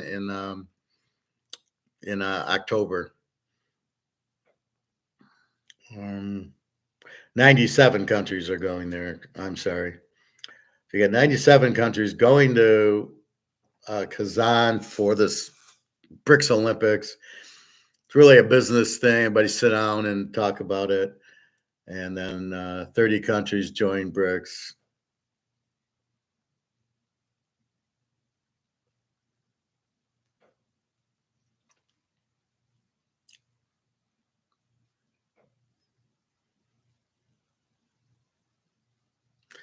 The war, Russia's already won.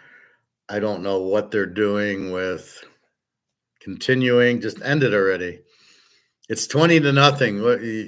I'm gonna pinch hit now. I'm gonna bring in my A. The game's over. So the war's over, but they keep going. Jenna says it's really hot there today. At least she has electricity. Just you're gonna go for a walk later when it's cool out. There was an Egon one, but I believe we've watched this one.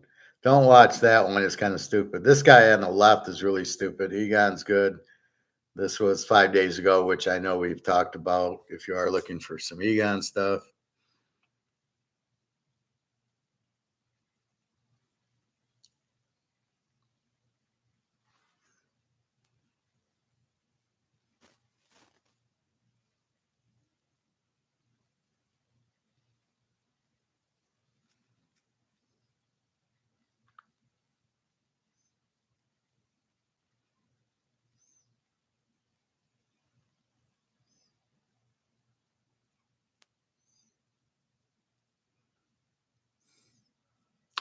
Not much else.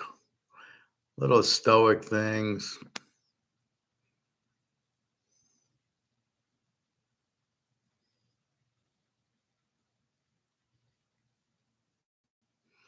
Now, this guy, Andy Scheckman, is just a total waste of time.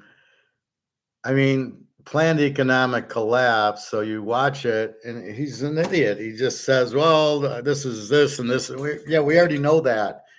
You're repeating what you've already said. Like, what the fuck? But your title is watch this before buying gold. And there's nothing to watch. There's no information you learn or anything like that.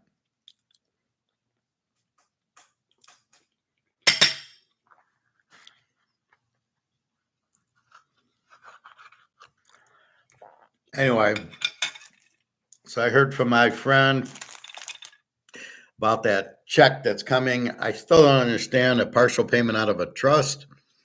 My mom's older. So she's doing a partial distribution, which means I get a check, but they couldn't find my address. So they mailed it to the wrong place for a year. And now they finally found me. And the check was dated October 2023. So I emailed the attorney and this guy, and I said, can you at least re-release the check so it's current? So when I get it, I can go to the bank and actually get the money as opposed to getting an old check that won't work and I'll have to ask you to mail me a new one. So really stupid. I don't trust the attorney because she fucked up my address. She didn't verify it first. How do you not verify the address is amazing. Or she did and they gave them my old one. Maybe they looked at my resume and I still have my old address because I don't want to keep changing it. I don't think it's important. I mean, I'm close to where I used to be. So I don't think it's important on the resume to change my address. Anyway, so I mailed it out Friday. The post office, it should get there by Monday because it's still in Michigan. And then they should mail it out Monday and, reprocess it, mail it out. I should get it by Wednesday, I think, which will be good. It'll be a good week. Talked to Daria about meeting in Serbia, and she's like, can we wait a little bit longer? And so I showed my friend from Alabama, and we talked about it. Well, I don't like that she keeps putting it off.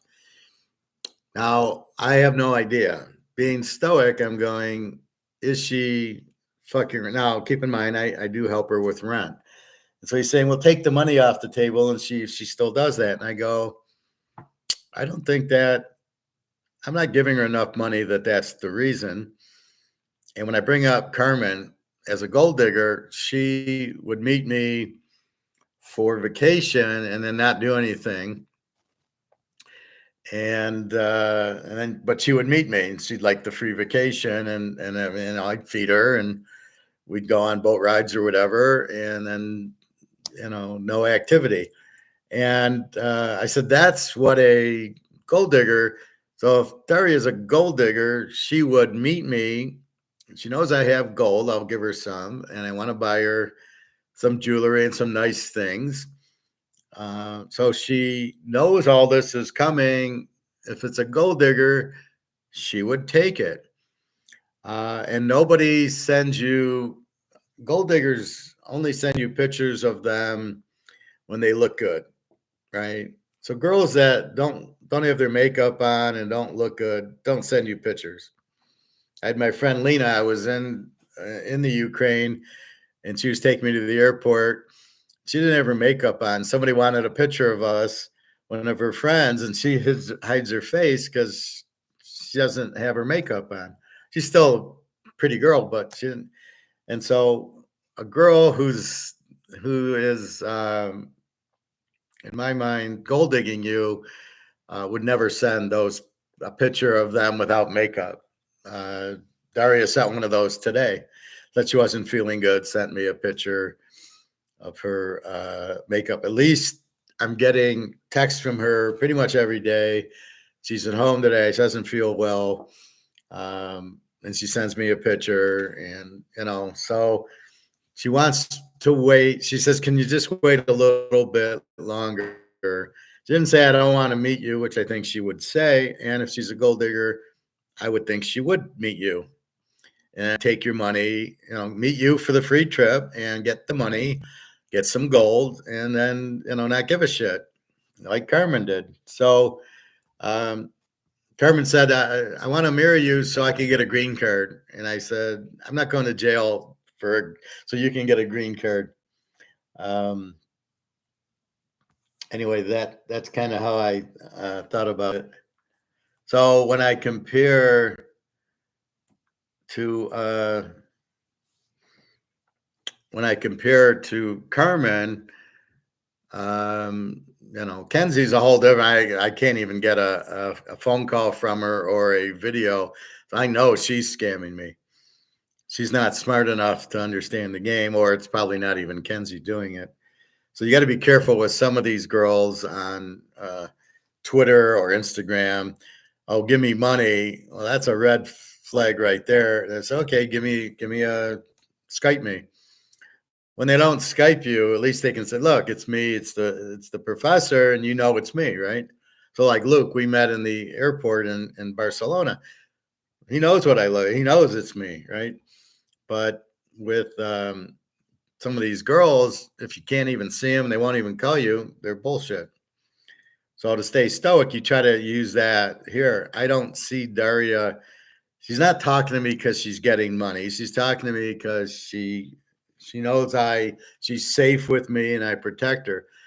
Does she love me? Yeah. Have we met? Well, not really. Not in person, but we meet on WhatsApp. I don't pay to meet her. And we meet on WhatsApp, so it is to me real. So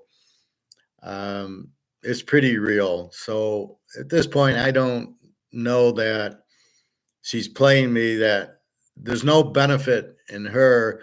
All right, I'm giving her some money for rent. That's her. Is that really her benefit? That are we going to keep going on? No, you got to realize there's a fucking war going on.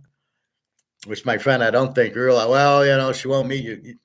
She's scared to go to Serbia because she's Russian, and she's scared for me to come to Russia because I'm American because of the war. So you can't just ignore that and think, oh, she's doing it. There's a war on. You don't think she wants to be safe with me to at least meet me? So really that doesn't make a whole lot of sense.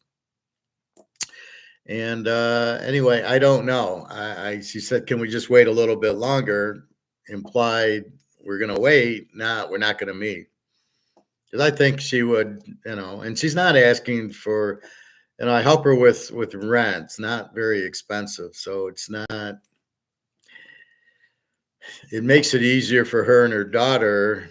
If it just are trying to help somebody who's poor and they need help with rent, it's $200. Is that a scam? I mean, so if I'm helping this girl who's raising her daughter by herself in Russia, helping her with rent, is that really, uh, is she scamming? Man, I don't know. I mean, but I see her and I hear from her and I see normal pictures and videos of her. So I don't buy that it's a scam. So I can see where you're giving her money, she won't meet you as a scam. But that's more Kenzie. I can't talk to you, my manager, I can't. But if you give me the money, I'll come to you. Yeah, oh, okay. Why do I have to give you money for you to come? You should want to come to me. So that's where we get stoic, and that's where we try to figure out girls. Um, she's asked me for money, and I agreed to it. So I'm telling her I'll help you. So that's my fault. But I don't. I know I've already seen her. I've already known her for years. So I don't think she's scam. I don't see any reason she'd scam me when she knows I got gold and money and I'm an American and I'm kind to her. So I don't think I'm the guy that you fuck over. Again, that's been my belief, but Carmen, yeah, she's kind of strange that way, but I'm not buying it here. So anyway, I do lose her for a little bit, but she never blocks me. And she always has, I broke my phone. I did this, I did that. So she always has an excuse, of which I'm always saying, can you tell me first? Obviously, she broke her phone. She couldn't tell me first. And since then, she's been texting me every day. She knows me when I can't talk to her. So she is listening. So, but what do you do with any girl? I mean, okay, you're married. Do you trust her? Is she gold digging you? Well, you're getting a house and you're buying her a car. Um, is she cheating on you? So can you really ever trust them that they're not gold digging or cheating on you or anything? And can they really trust you? The difference is if you have the money, obviously you're not the gold digger, but are you cheating on the side? So it becomes a very strange relationship that you have with the girl or to get married or whatever. There has to be a great deal of trust, and then it becomes, so you get what type of girl you're looking for. And it normally starts with looks, not with trust. And so that's where we get all screwed up. And the prettier the girl, the more opportunity she has of meeting other guys because she's in demand and she's pretty. And so it becomes really difficult to really understand and figure out what's going on. And all you can really do is at some point you got to trust your instincts. So my friend's saying, well, I wouldn't give her any more money. And then let's see if you meet. And I said, it's not that easy. I promised her I would. Then I'm bad for going back on my promise. We would have met when the war broke out. I was about to go there, and then the war broke out. And the fucking thing's lasting, 2.5 years. So I could have met her before the war started, but I didn't because I thought I was going to meet her in March, and the war broke out in February. So because of the war, I couldn't go to Russia, and now I can go, but we're going to meet in Serbia. Okay, she's delaying it. Okay, because she's got to wait for somebody to watch the daughter, which is her mother. Okay, is that real? Can the daughter stay at her friends? I have no idea. I don't know all the circumstances. So that's where you're at. So it's a very uh, I believe I trust Daria, or I wouldn't be talking to her. Um, not like she always. I mean, it's I need we need money for food, or we need money for rent is a very scammable thing, but it's not a lot of money. So the question becomes, is it the amount of money that makes the gold digger, or is that now? Carmen asked for a house. Carmen wanted to marry me for a green card. Those are big red flags. Where Daria's not asking for that. She wanted shoes. She wanted like $50 for shoes. She says, I'm not really elaborate. I just want to get some new shoes. Can you help me? And, it was like $50. And I'm like, yeah, real gold digger there. So when I read the whole picture, I don't think she's gold digging me. There is no benefit for her to not meet me. Now, how long will it go? I don't know. And how long will I let it go? But we have a war going on, and there's no way I could have met her before like this Christmas, right? That's when you could fly to Russia, and it's hard. She can't take the daughter out of the country. That's the other problem. So I have to go there, and I wasn't able to. So we really can't say, well, I've been waiting 3 years to meet her, because with the war, it's not been 3 years. And that's the little problem is the war. And that's where we're at with the war. With Jenna, she's in the Ukraine. There is no war. The war doesn't bother us. She can go anywhere. She can get on the train, go to Poland, and fly. And so I could meet her in Amsterdam, or I could meet her like I met her in Barcelona and Lisbon, and we could meet in Switzerland. We could meet anywhere, because she is in the Ukraine and not part of NATO, but she's not the one fighting. Russia can't meet in NATO countries. So I can't meet Daria in Amsterdam, for example, or in Sweden or Switzerland.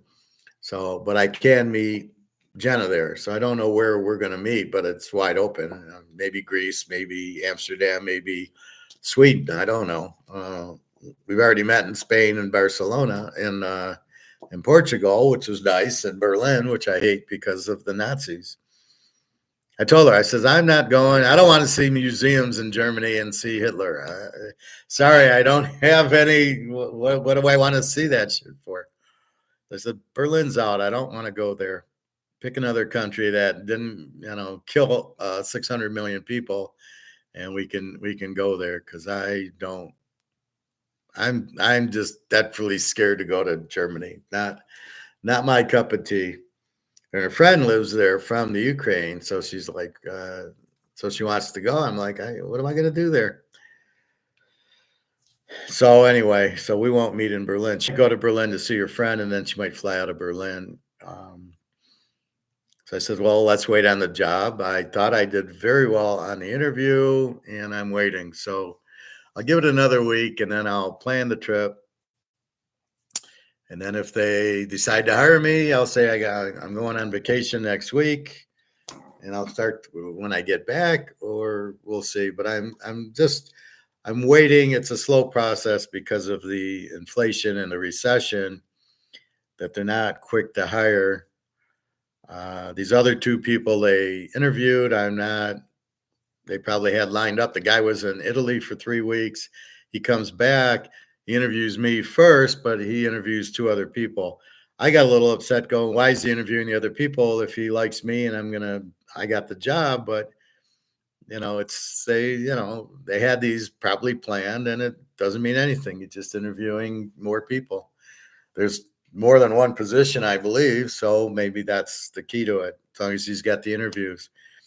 Will I get hired next week? I don't know. But the longer they wait, the less attractive it sounds. What are you waiting for? So again, you got to be stoic. The patience of the stoic. Sorry, that's the hard part of life. Is Daria real or not? Now it's even harder when they don't live. You don't meet them at the club or in class or at work, where you talk to them and they're real. But even then, people at work, you have no idea what they're really like. So when it's out of when it, with Jenna, I'm fine because we've met. With Daria, when you haven't met and you're waiting to meet, it's difficult. Although I do believe her based on my instincts. Um, being patient on meeting her, being patient on the job, being patient on like my unemployment check last week, where it was should have came out right after Memorial Day, uh, didn't come out till last Monday, and now the only advantage is now this Monday I'll do unemployment. I'll get that check on Tuesday. I'll get this check from the attorney. Now that my friend said I'll tell her to make sure she, reissues the check with this date, not a 2023 date. Now maybe she knew that, but I emailed her and she didn't respond on Friday. It says, make sure it's not this check because of the dates, October 2023, they won't cash it. So she should have responded. I don't like when people don't do that. Maybe she'll respond Monday, but she should get my papers. I agree to accept it. Here's my taxes, and then she'll release the check. So the check theoretically could go out Monday night. I could theoretically get it Tuesday, or I'm assuming Wednesday. But I got to have the right check that is dated 2024, not 2023. So there's a lot of patience. That's why I go swimming a lot and walking a lot. Very good for, stress relief. And you just try to relax and you try to say, well, if I meet Daria, I meet her. I'm not going to keep sending her money, but as long as I have the money to send and I've agreed to it, then I really can't bitch it. It's not Daria's fault. She wants to meet, but she's got the daughter and she's got her own work. She's got her life that she's doing. She wants me in it, but it's just we have to be patient. She's been told it's not safe for Americans to come to Russia, and she's worried about a Russian going to like Serbia or Turkey or somewhere. She said, "Oh, they don't like Russians because of the war." And I'm going, "Well, nobody's going to know. You're not going to go and sit there saying I'm Russian. You're just we're going to go to dinner. We're going to order. We're going to go shopping. We're going to go walking. We'll go on the beach. We'll go on a boat. We'll be in the hotel. We're not going to broadcast that you're Russian and I'll have a big sign. I'm with a Russian girl. I mean, so I said, don't worry about it. And I'm not worried about being an American. Maybe if I went to Russia, I might have problems, but I don't, who am I? They're not worrying, who is he? Oh, he's the teaser kid. Wait a minute. We gotta keep him out of jail. We need his football picks. That'd be fun. Putin, Howard. Who do you like in the Dallas game? Come on. That'd be funny. Well, let me have a couple tons of gold and we'll fix it up. So that's really what it is. So you must be patient. We must be patient with gold. We know the end item. If you study and then you know what's going to happen, we know the dollar's going out because they're printing it. We know nobody wants it because there's the dollarization. We know BRICS is coming in and now 30 countries have joined. Now there's like 40. And they all want the gold backed currency and they all want off the dollar. So if we know all that, now they're not the biggest countries except for Russia, China, Saudi Arabia, and India. And then I guess South Korea is joining and Indonesia is joining. So now you're getting some big shooters. And once we see that, then it becomes bye-bye dollar. Here comes gold, because they'll all need gold and they'll all go on the gold-backed currency. And this little derivative, Eddie Murphy, I'm selling and then I'll buy derivatives aren't real. And you need gold for it. And as they run out of gold, because the central bank's buying it and the BRICS countries buying it, they won't be able to keep that game up. So right now it's near the end of the game. I think we got till the end of the second quarter and then it blows up. But anyway, they're just trying to get out of the derivatives. So if they sold at 2200, they can't buy at 23, so they're fucked. So if they do in the short term get the price down to get out of the derivative, all the gold buying, they're loving this low gold price, so they're all going to buy it.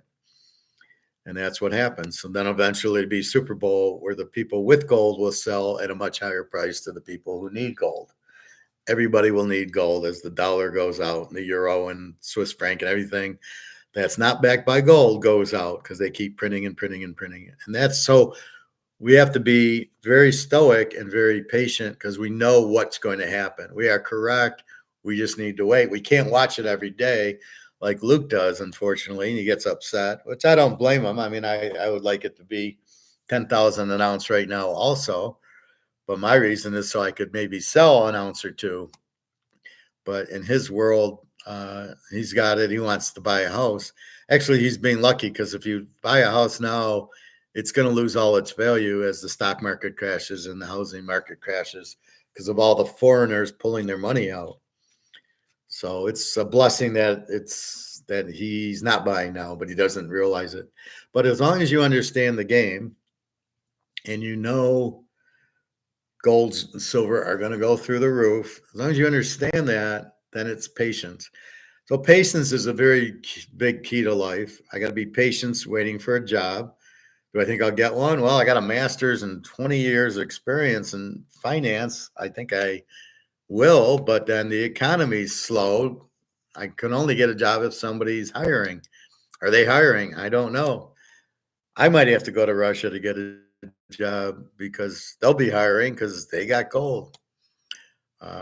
So it's patience with Daria. It's patience with the gold. It's patience on the job. It's patience on that unemployment check. But if you know what, I knew I was going to get the unemployment check. I know I'm going to get this check from the attorney. I don't know what partial distribution means. That question I got to ask. So I'm not really sure. Am I going to get a bunch of these checks every quarter, or why a partial distribution and not a full distribution? Or, I'm not expecting anything. My mom's much older, so I think she's got money. I don't know. I don't pay attention. I just live my life, right? I buy my gold and I buy my silver and I try to be smart. But somebody wants to throw me some money that now I can give Daria rent money and I'm fine because I just found $1,200. So we will see. But anyway, that's what's going on. I think Daria, I think if she didn't want to meet, I think she'd say it. Look, I can't meet you right now. Maybe the winter. Because that's what she did before. We were going to meet in the winter. She didn't have her passport. And then it was going to be spring break. We'll meet. And she says, well, the daughter just wants to stay home. She's never met you. So she wants me to meet you first. Then you can tell me, then she can tell her about me.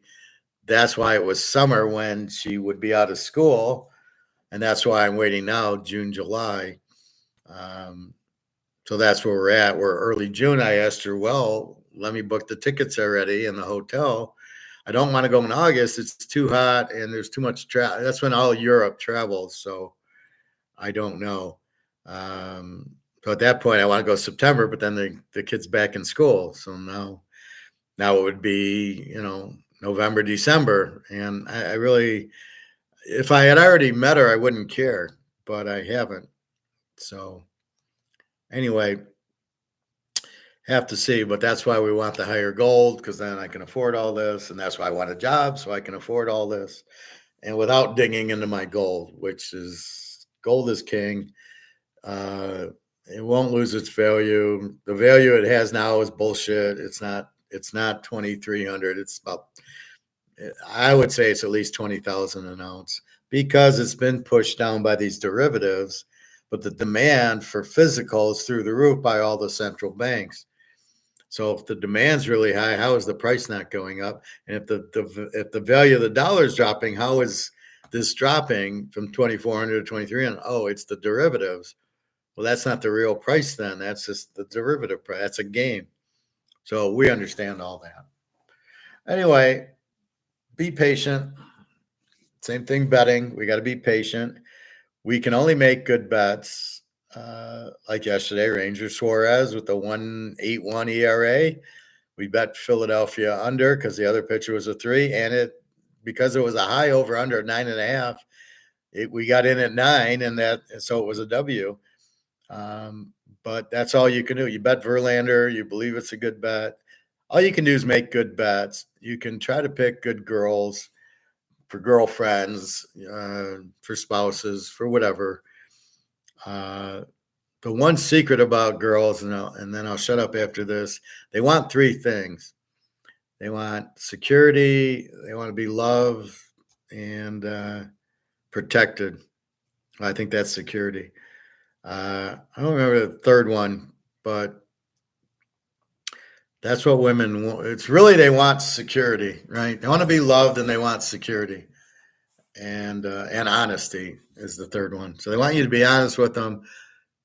They want security and they want to be loved. And so they relate money to all that. Well, money keeps me safe and secure, and I'll be okay. And that's why they go after the money. It's really the security. If I have money, I'm safe. I'm going to be okay. I'm not going to be homeless and not eating. That's why girls relate to money, but they really don't want the money.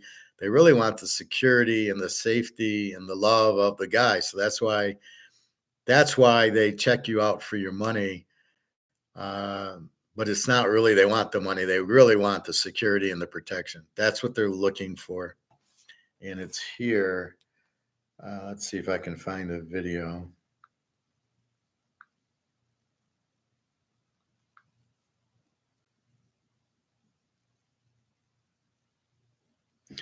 Yeah, it's right here. 3 things women love more than money. And let's see if I can find it. The scientists at Harvard have discovered that men over 40 who don't fail in bed do a 15-second.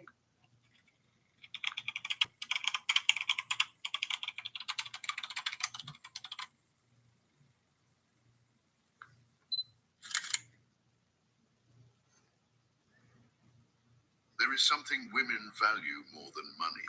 It's important to note that money has a primary influence on women's attraction, but it's not everything. Don't believe those who tell you that only wealthy men are successful with women, or that love without money no longer works in this world, because that's a false claim. In this video, I'll demonstrate that even being poor or unattractive, a man can relate normally to 90% of women. I'll also reveal the 3 characteristics that women value more than money, and that any man can develop. This is a controversial topic, but it will be explained clearly and based on biological facts and instincts of human nature. If you haven't already joined our Telegram group with exclusive content from the channel, I'll leave a link in the comments for you to join now. It's important to note that some cultural aspects will not be considered in this video. The first thing women love more than money is high-value men. You've probably heard this term before, but what does it definitively mean? Essentially, high value in a man means everything that generates attraction. And when I say attraction, I mean biological and instinctive attraction. So the more capable you are of attracting a woman, the more value you'll have, not only to her, but to other girls around you. Have you noticed that the more capable a woman is of attracting men, the higher perceived value she has with other women? So, the logic is straightforward. When someone refers to value, it's the same as referring to attraction. A man with high value is a man capable of generating high attraction. Understand one thing: men and women have different perspectives of value. Attraction works differently for men and women. The biological explanation for this, in short, is that primarily men seek the final act, if you catch my drift, and primarily women seek survival instinctively. The male seeks a female who is good for reproduction, and the female seeks a good male capable of providing for her survival. This occurs biologically, naturally, and instinctively with practically all species on the planet. Imagine that perfect woman whom 99% of men would like to have by their side. Probably she's a young woman with beauty attributes above normal. And here comes another characteristic of male biology. Men are exclusively visual, and it takes a few seconds after meeting a woman to be sure if she's worth pursuing. On the other hand, the perfect man for most women is one who can offer what women need. Basically, women need three things: comfort, security, and stability. In the same way that men value and what Comfort, security, and stability. Let me write that down. Comfort, security, stability. That was close. So if you have money, they're comfortable. That gives them security, and you're stable with. So Daria says, I'm safe. She knows I won't hurt her. She's secure with me. She's comfortable with me, and then she's stable with a me. beautiful woman, women value and seek a man who conveys the triad of comfort, security, and stability. And that's why women have more biological reasons to like money. Whether you consider this right or wrong, it has always been this way and always will be, because money is precisely the material form that can represent comfort, security, and stability. And this is linked to the main objective that women seek, which is survival. And from here, things get even more interesting because we men have an advantage in the game of attraction. After all, while we biologically are attracted to only one thing in women, which is their beauty, women are attracted to our abstract characteristics. In other words, an unattractive woman has only one way to generate biological attraction, which is by becoming prettier. And this is one of the main reasons why women spend hours and hours taking care of their hair, nails, buying clothes and jewelry, because their initial biological attraction is superficial, and it's the only way to get a man's attention. On the other hand, a guy who isn't handsome has several ways to become more attractive and increase his value. After all, the high-value man is the one who can convey security, protection, and stability. And these are things that don't depend on physical beauty. And the central point is this: as a man, you can convey this triad in many different ways. Some are more obvious, superficial, and explicit, while others are more difficult. For example, a man can convey value by showing he has money, a good physical shape, and being a good-looking guy. Imagine a guy arriving at a party with a sports car, and when he gets out of the car, he seems to be 6 feet tall, well-shaven, and good-looking. It's a fact that when a girl sees a guy like that, she'll naturally be interested, not exactly because of his beauty per se, but because of the successful man stereotype he demonstrates to be. After all, women have biological reasons to be attracted to a successful man with a good physical shape and appearance, because all that actually conveys security, comfort, and stability to them. However, this is where the game changes. There's another set of things that are still responsible for conveying more value and making you a man of even higher value. This leads to the second thing that women love more than money: a confident man. And this mainly includes your attributes as a man, which is your personality, and above all, your behaviors.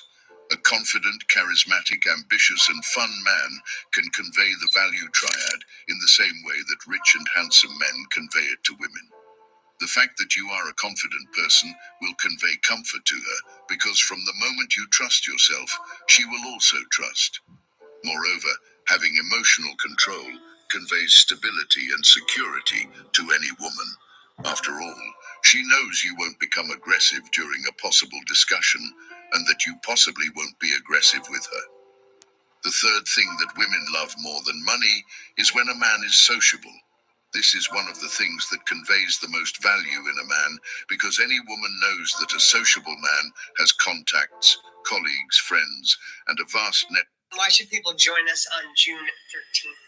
The game's changed. There are a bunch of things happening right now. Knows that a sociable man has contacts, colleagues, friends, and a vast network of networking. This shows that you have the power to influence and persuade people to be on your side. Sociable men generally have good conversation skills, which combined with the power of persuasion makes any man powerful and seductive. Did you notice that having a good conversation is necessary to be the man that women love more than money? No matter the means you use to become more attractive, the important thing is that there are means for a man to convey values without depending on external factors.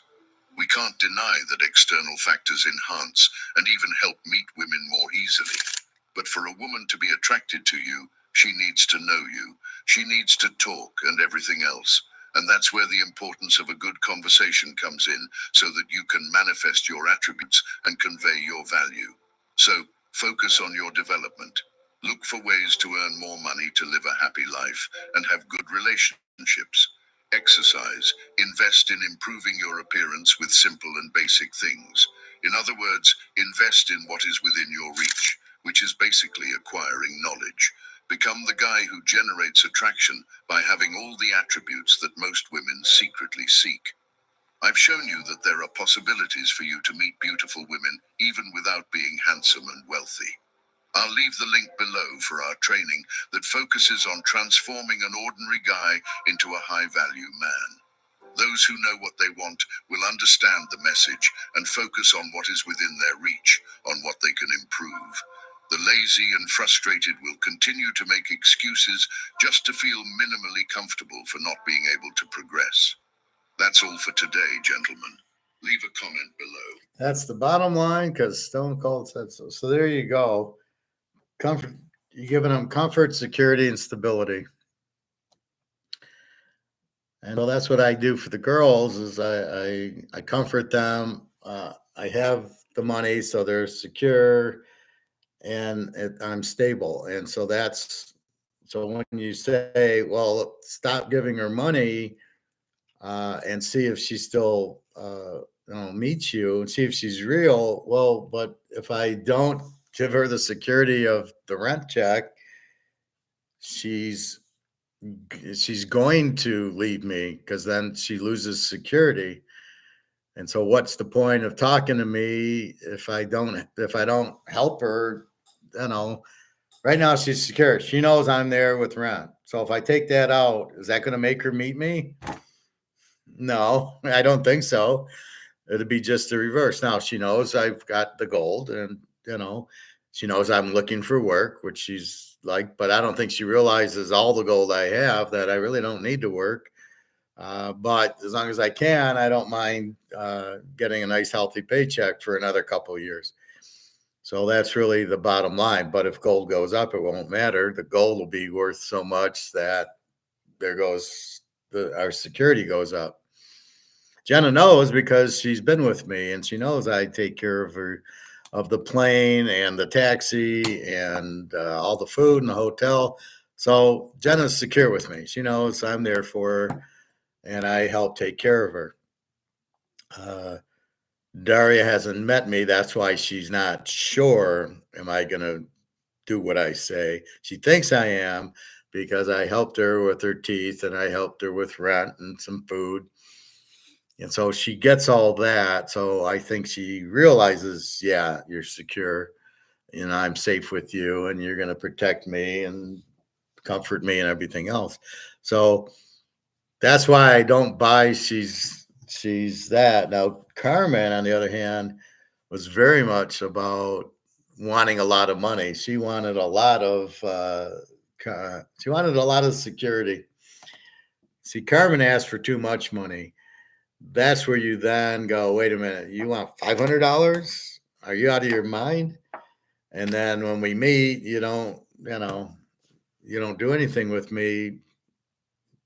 Okay, that doesn't work. But that's not why you're giving them the money, but you don't want to be gold digged either. And maybe they just think, oh, you're a rich American, so you have $1 million.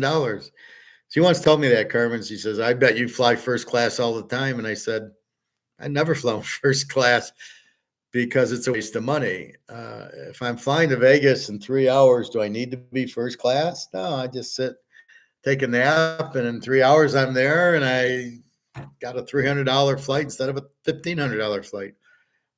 Or when I go to Europe, why would I spend $3,000 on a flight when I can basically get it for $800-900? The same. I'll be there when I wake up in 6-7 hours. So I don't fly first class. Now when gold goes through the roof, maybe, but that's it. So it's just funny how like her mentality is I'm some millionaire because I'm an American, and I'm like I'm not. Um, but basically, Jenna knows I got gold. I give it to her, and Daria knows. And I'm basically ready to retire once gold hits 10 grand, which is patience when watching these derivatives that they're actually pricing the gold in these derivatives. That's why we get jumpy is it lost $90 for no reason because of a derivative. Because Eddie Murphy's selling and then buying low and selling high. So that's really what it is. So, but we know all BRICS is buying gold. So it all ties back to the security issue is that they feel safe with you, which Daria has already said, and I'm sure Jenna says the same thing. The stability at my age is just the gold, and then the comfort. I'm very comfortable with me. Yeah, I don't yell at them or I try not to fight with them. There's a stoic one that says you should don't just be a yes person, and I'm like I'm not a yes person. I just don't believe in the fighting. I'm very calm most of the time. I get excited, but I don't yell and everything. So anyway, so I think that's class. I did want to share that with you. My phone's running out to 8%. Have a good day. Enjoy. Make some money. Again, we got 11 units on Dallas and the NBA tonight, 5 units on Texas and the over, 5 on the Cubs, 5 on Cleveland over, 5 on KC, 7 on Verlander, Toronto over 8.5, and the Yankees under 7.5 for 7. So keep that in mind. Good luck there. Good luck on the baskets tonight.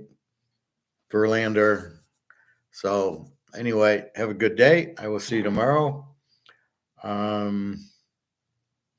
And we'll go from there. All right, everybody. www.teaserking.com. I think I'll try to go buy my football magazine today. It's June 9th. It should be out by now. I keep going to the bookstore and it's now $13 for my $7 book, but the information's worth a lot more. You're really looking at the quarterbacks. Are they new? The coach, how good are they? And things like that you really need to know, but I don't know where else you can find it. I guess I could Google no new coaches in college, and I guess I could Google quarterbacks by team, I guess. But I like the book. Anyway, have a good day. Enjoy, relax. www.teaserking.com. All right. Take care, everybody.